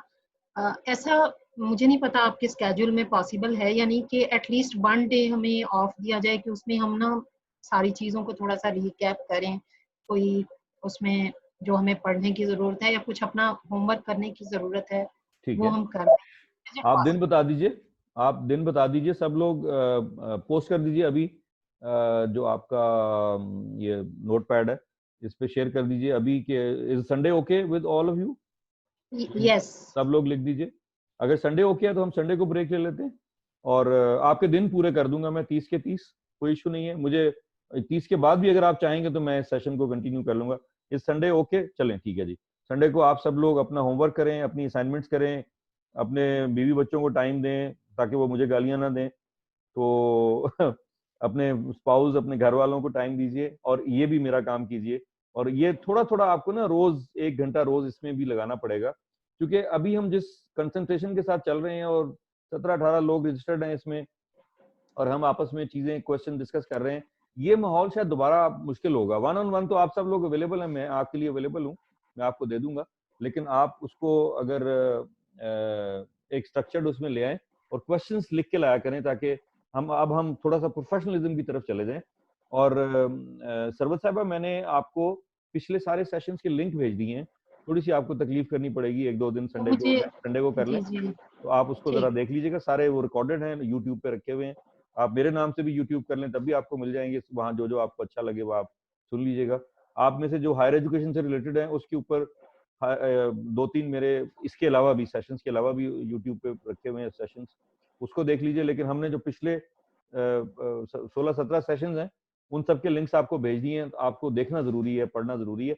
उसके बाद भी अगर कोई सेशन की जरूरत पड़ती है मैराथन की, तो आप बता दीजिए, जिस किसी दिन भी आप कहेंगे मैं आपके लिए उसको 3 घंटे वाला सेशन भी कर दूंगा। इसके सेशन खत्म होने के बाद भी अगर जरूरत पड़ेगी तो मैं आपको कर दूंगा। ठीक है अब मेरा क्वेश्चन है, जी। क्योंकि आज हमने जो ये पॉइंट्स देखे हैं, values, standards, judgements, motives, ethics, believes, अच्छा जी ये चीज़ें बड़ी ब्लर सी कर रही हैं। मुझे ऐसे लगता है कि ये सब आपस में काफ़ी कनेक्टेड भी हैं और शायद कहीं पे हमें डिस्टिंग्विश करना भी मुश्किल हो। फॉर एग्जांपल जैसे एक है हमारे पास वैल्यूज और फिर एथिक्स जी और फिर बिलीव्स, जी। तो ये इंटरकनेक्टेड भी हो सकती हैं और इनमें वैल्यूज और एथिक्स में कितना फर्क हो सकता है। अच्छा, फिर ठीक इसी है तरह जैसे जजमेंट्स एंड मोटिव्स हैं, ये पॉजिटिव सेंस में भी आ सकते हैं, नेगेटिव भी हो सकते हैं। जी। अच्छा, जो स्टैंडर्ड्स की बात है, स्टैंडर्ड्स में ये है कि क्या इससे आपका मटेरियलिस्टिक स्टैंडर्ड है या मतलब या आपके लाइफ ऑब्जेक्टिव्स इससे मुराद हैं, ये थोड़ा सा मतलब जी, ये चीजें हैं। मैं क्लैरिफाई कर देता हूँ। कल भी ये क्वेश्चन डॉक्टर भगवान दास ने किया था कि वैल्यूज और एथिक्स में कंफ्यूजन थी उनको भी। तो एक तो ये है कि इन दोनों को आप जरा डिक्शनरी में रख के, या उसमें क्या कहते हैं, जो हमारा वो वेबसाइट होती, क्या कहते हैं हम उसको, जिसपे देखते हैं हम, गूगल। नहीं, गूगल में भी कर लीजिएगा विकिपीडिया। तो विकिपीडिया में, विकिपीडिया में आप दोनों की डेफिनेशन देख लीजिएगा तो आपको एग्जैक्ट पता चल जाएगा कि ये दोनों क्या चीजें हैं। नटशेल में मैंने जैसे अभी बताया कि एथिक्स जो है वो कुछ उसूलों के ऊपर बेस करती है। वैल्यूज आपकी फैमिली के हो सकते हैं जो खुद साख्ता होते हैं, लेकिन उनके इम्पैक्ट्स बहुत बड़े होते हैं। मसलन मेरी नानी, अल्लाह ताला गनी के रहमत करे, टिपिकल एक हमारी जिम्मेदार फैमिली है और वो एक जिम्मेदार घराने में पैदा हुई। उनकी कोई एजुकेशन नहीं थी, कुरान पढ़ा हुआ था, कुरान पढ़ाती भी थी वो। उनका एक मकूला मुझे आज तक याद है बचपन से कि जेड़े पिंड नहीं जाना ओदा राह क्यों पूछना, मतलब जिस गांव में आपने नहीं जाना उसका रास्ता क्यों पूछ रहे हैं, यानी खामखा दूसरों के मामलात में दखल अंदाजी क्यों कर रहे हैं। अब ये वैल्यूज हैं जो सीखी हैं हमने उनसे। फिर दुपट्टे का बड़ा कॉन्सेप्ट था, या मैं चारपाई की बात कर रहा हूँ, या खाना खाना है तो बच्चों को पहले खाना दे दें दस्तरखान में, और बड़े लोग जो हैं वो सबसे छोटा जो है उसको पहले खाना दें, ये वैल्यूज में आता है।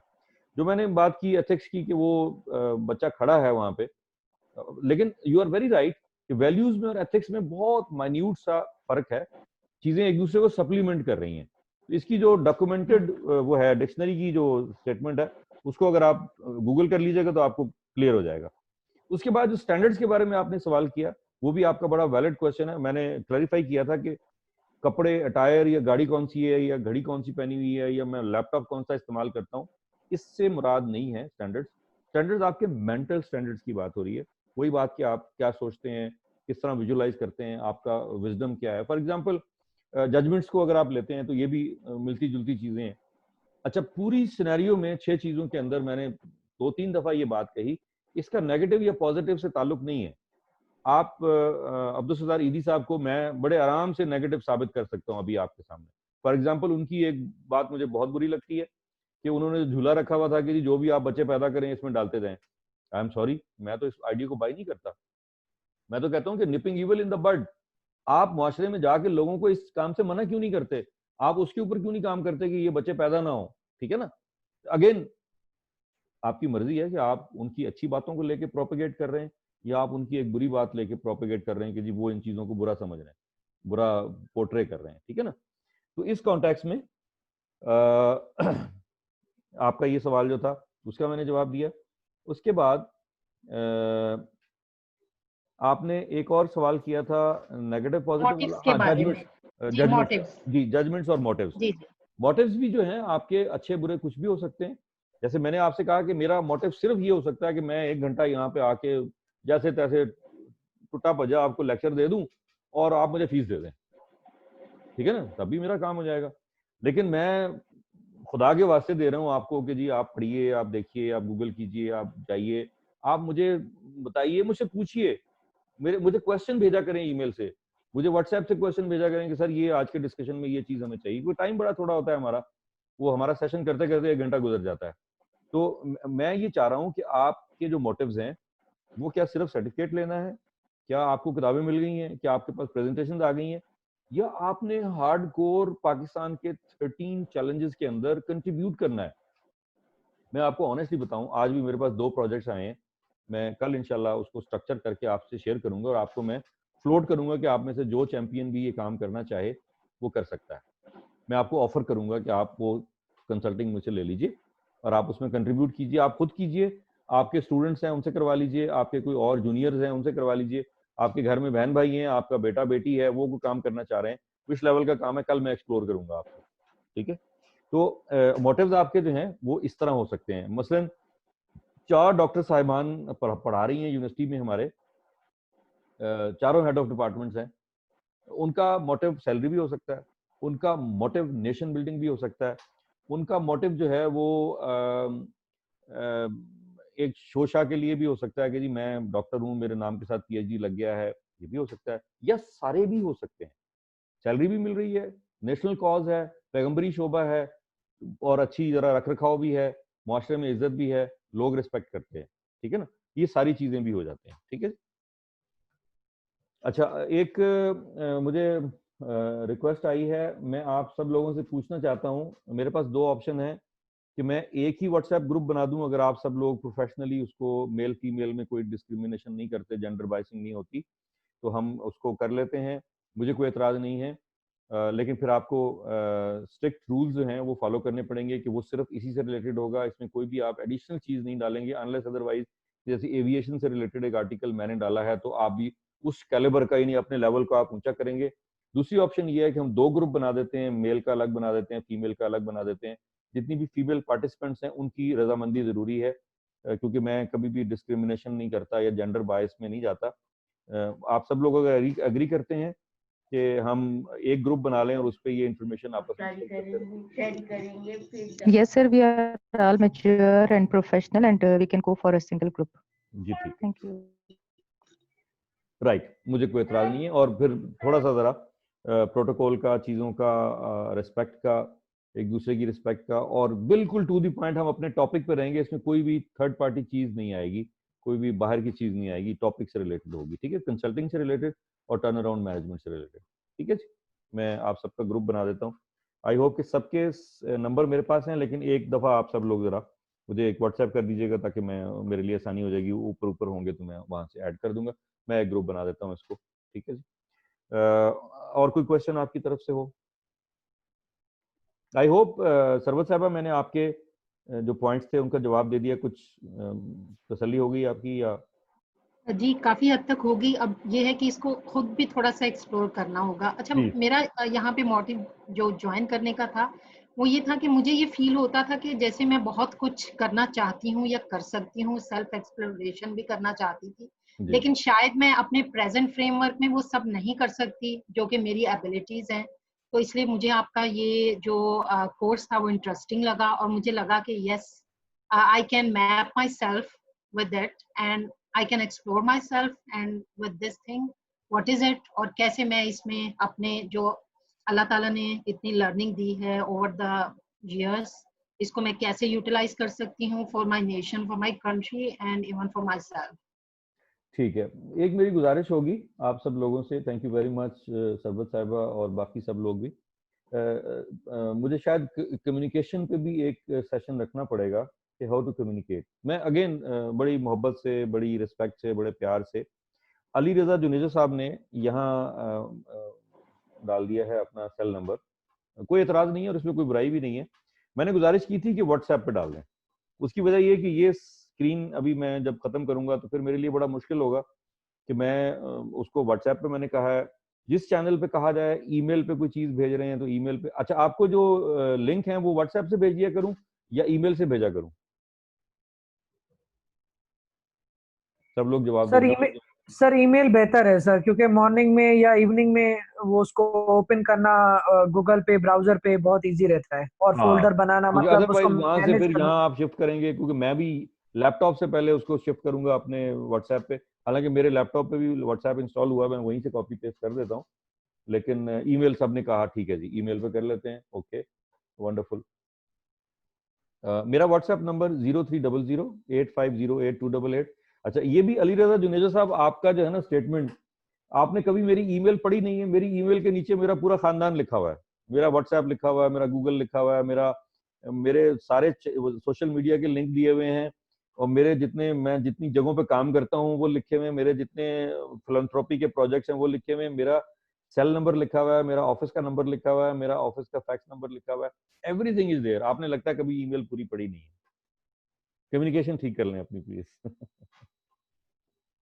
लेकिन ईमेल के नीचे आपने कभी मेरा सिग्नेचर नहीं पढ़ा जी। तो कम्युनिकेशन जो है ना उसको काइंडली जरा देखा करें कि टू द पॉइंट हर चीज का जवाब हर जगह पे आना चाहिए। Any other question?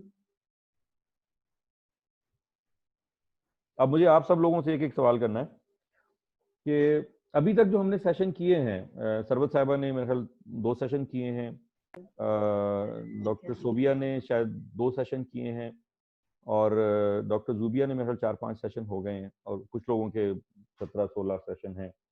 जितने आपके सेशन हुए हैं उसमें अगर मैं आपसे रिक्वेस्ट करूं, और ये बिल्कुल फेयर रिक्वेस्ट है, मुझे 2 चीजें आपसे पूछनी। एक तो अगर आप 1 से 10 की ग्रिड में, जिसमें 1 सबसे लोएस्ट है और 10 हाईएस्ट है, आप अगर मुझे ग्रेड कर दें अभी कि आपको सारे सेशंस जो आपने शुरू किए थे, एक्सपेक्टेशन लेवल आपका क्या था, जितने सेशन हो गए हैं उसकी एवरेज में आप लिख दीजिए कि आप 1 से 10 तक, 1 लोएस्ट है, 10 सबसे ज्यादा नंबर है। कि आप कितने नंबर देते हैं इस टॉपिक को डिलीवर करने में मुझे, as a presenter, as a trainer, chief consultant या रिसोर्स पर्सन या जो भी आप कह लें, इसके ऊपर दे दीजिए सब लोग प्लीज।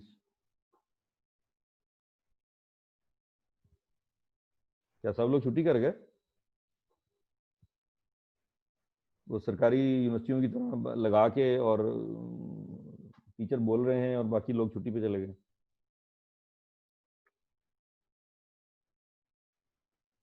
ठीक है, अच्छा, आप में से 2-3 लोगों ने मेरे नंबर काटे हैं।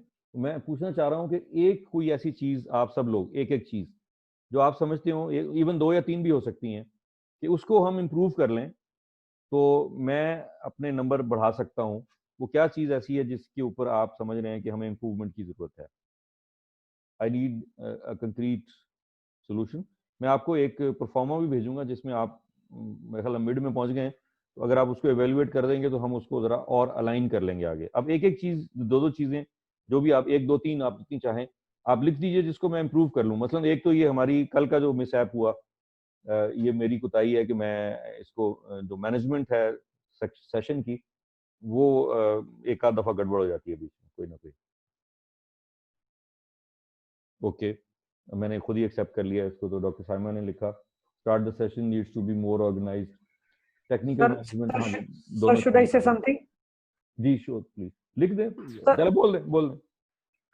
चले मैं लिख लेता हूँ सर। बोल दें, कोई मसला नहीं, बोलने में आसानी रहेगी। सर एक्चुअली कभी कभार जो है ना वो मतलब आप इतने एग्जाम्पल देते हैं ना, तो वो उसका जो ना ऑफ टॉपिक सा लगने लगता है। फॉर एग्जाम्पल एक थीम होता है, उस पे आप 5-6 अपने एक्सपीरियंस से तो ना वो कभी कभार ऑफ द टॉपिक लगने लगता है। ये मतलब मुझे पर्सनली फील हुआ है। I don't know rest Atif about, साहब ने भी ये मुझे लिखा ये है। ठीक है, जी आई जी। एग्री। ठीक है, और कोई लिखें आप, बिल्कुल मुझे बताएं ताकि हम उसको मैनेज करें।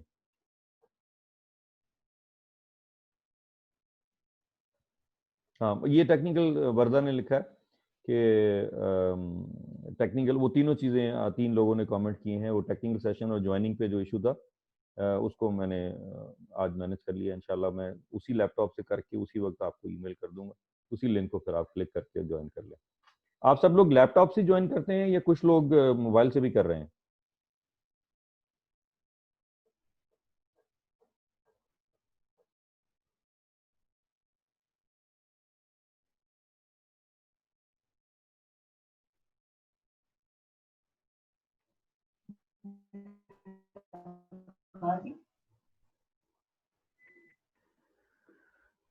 ओके, मेजॉरिटी लोग जो हैं वो लैपटॉप पे हैं और एक साहब जो हैं वो सेल फोन पे हैं। चलें, एक या दो लोग हैं, यूजुअली वो स्विच करते रहते हैं। ठीक है, इट्स ओके। तो मैं आपको लैपटॉप पे ईमेल से लिंक भेज दिया करूंगा और उसको फिर आप आगे एक्सप्लोर कर लें।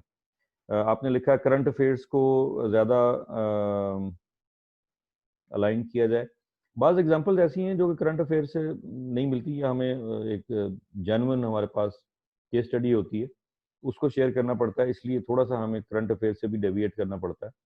लेकिन करंट आजकल तो करंट अफेयर्स के इतने टॉपिक हैं कि आप किसी एक खबरों का आज का खबरनामा सुन के उसके ऊपर चल पड़े तो ज़्यादा बेहतर है। लेकिन पर्सनल एक्सपोजर आपने लिखा कि ज़्यादा ज़रूरी है, डॉक्टर भगवान दास साहब कहते हैं। ग्रेट, ठीक है। और कोई सजेशन जनरल आप देना चाहें? एक एक सजेशन कोई और दे दीजिए ताकि मैं फिर कल से इसको सीरियसली अलाइन कर लूँ उसके साथ, ताकि आप लोगों को ज़्यादा से ज़्यादा इसका बेनिफिट हो और आप लोग ज़्यादा से ज़्यादा अच्छा फील करें। वर्दा साहिबा ने लिखा है कि करप्शन का जो एस्पेक्ट है उसके ऊपर भी बात करें। बिल्कुल, हम जो है ना ये 13 चैलेंजेस ऑफ पाकिस्तान, उसमें करप्शन भी एक चैलेंज है। हम उसके ऊपर भी बात करेंगे और उसकी बेस्ट प्रैक्टिसेस हम चूज करेंगे, शेयर करेंगे, या हम आपको करेंगे, इसको लेके आएंगे। एक टॉपिक हमारा ये भी होगा कि हम उसको कैसे मिनिमाइज कर सकते हैं और किन चीज़ों को लेके आ सकते हैं। ये हमारे जो 13 चैलेंजेस हैं वो पिवटल हैं हमारे, हमने उसके अंदर ज़रूर डिस्कशन करनी है इसकी इंशाल्लाह। ठीक है, और कोई सब लोग एक एक सजेशन दे दें। Link to Pakistani success stories which we are shy as a nation. Great, 1 day session for effective communication, चलें मैं ये भी कर देता हूँ, बहुत ज़रूरी है। ठीक है, ओके। अच्छा, एक मैं क्वेश्चन करना चाह रहा हूँ आपसे। अगेन आप सब लोग बहुत प्रोफेशनल हैं और चूंकि वर्क फ्रॉम होम पे हैं, हमारे सेशंस में फीमेल ज़्यादा हैं, घर की बहुत सारी जिम्मेदारियां होती हैं और बड़ा ही गलत सा टाइम है ये डिनर और उसके बीच में। कभी आप लोग पहले करते होंगे, कभी शायद बाद में करते होंगे। मैं उसको डिक्टेट नहीं करना चाह रहा। मैं पूछना ये चाह रहा हूँ कि मैं क्या पूछना चाह रहा हूँ, हाँ, आप लोग 9 बजे ज्वाइन नहीं करते। कोई 9:05 पे ज्वाइन कर रहा है, कोई 9:10 पे ज्वाइन कर रहा है। अगर कोई ऐसा इशू है तो हम इसको 15 मिनट और आगे कर लें, 9:15 पे कर लें, ताकि आप लोग अगर डिनर विनर करना है तो आपके लिए थोड़ा सा एम्पल टाइम हो जाए। क्योंकि कराची और हैदराबाद, जामशोरो आपको कोई मेरा ख्याल 7:35 पे मगरिब होती है और करते करते 8 बज जाते हैं। उसके बाद अगर आपने खाना खाना हो, is this time okay? 9 PM हम इसके ऊपर रहें तो आपको कंफर्टेबल है? कोई इशू नहीं है? अगर आप कोई देना चाहते हैं सजेशन तो 9:15 की, अगर कोई लोग चाह रहे हैं तो, अगर वोट ज्यादा हैं तो 9:15। मुझे किसी पे कोई एतराज नहीं है, मैंने अपना पूरा दिन इसके मुताबिक अलाइन किया हुआ होता है।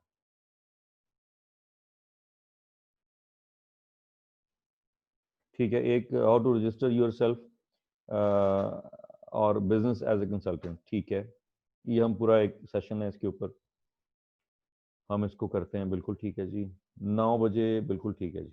लेकिन फिर मेरी एक रिक्वेस्ट होगी कि आप 9 बजे से एक आध मिनट पहले ज्वाइन कर लिया करें, ताकि मैं भी फिर उसको शुरू कर दिया करूँ 9 बजे, ठीक है? अच्छा, after 9 can be good. Atif साहब कह रहे हैं कि 9 बजे मेरे लिए मुश्किल होता है। आप गलबन ऑफिस से ट्रेवल करके जा रहे होते हैं वापस, आपने बताया था। तो आतिफ साहब की रिक्वेस्ट पे क्या हम 9:15 या 9:10 पे कर सकते हैं? 9:10 पे कर लें तो आपके लिए कन्वीनियंट हो जाएगा आतिफ साहब?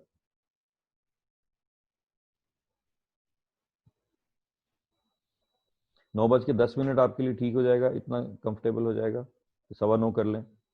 या बाकी सब लोग 9 बजे पे कन्वर्सेंट हैं तो फिर आपको थोड़ी सी जहमत करनी पड़ेगी। आप ऑफिस से अगर थोड़ी सी उनसे रिक्वेस्ट कर लिया करें कि वो आपको जल्दी छोड़ दें।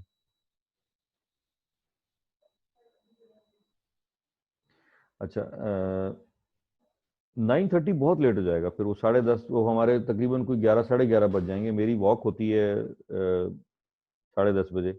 मैं अपनी बेगम को वॉक पे लेके जाता हूँ, घर सर की ड्यूटी डिनर होती भी है। मैं जो है ना क्लास के बाद करता हूँ, तो बहुत हाँ, देर हो वही मैं कह रहा हूँ कि जाएगी। आपके सिंध में तो चूंकि बहुत देर हो जाती है ना, तो वो फिर मेरे ख्याल 9 बजे से 10 बजे वाला सेशन ही ठीक है हमारा, है। आतिफ साहब, आपका सिर्फ एक वोट है, तो आपको सेक्रीफाइस करना पड़ेगा। हाँ, ये भी सही है कि जल्दी सोना चाहिए, तो 9 बजे इज ओके, ठीक है जी। अगर सब लोग डिनर बाद में करते हैं तो हम 8:30 भी कर सकते हैं, मुझे उस पर भी कोई एतराज नहीं है। अगर 8:30 के, लेकिन आतिफ साहब के लिए और मुश्किल हो जाएगा। मेरा ख्याल इसको 9 बजे पे लॉक कर दें। 9 बजे ठीक है, सरबत साहबा ने लिखा है नमाज का, बहुत अच्छी बात है। ठीक है जी, 9 बजे लॉक हो गया। और कोई और सजेशन नहीं है तो फिर मैं आज का सेशन ख़त्म कर दूं। थैंक यू वेरी मच, बहुत शुक्रिया। अल्लाह हाफिज़, अल्लाह ताला अपनी हिफ्ज़-ओ-मान में रखे आपको। ओके।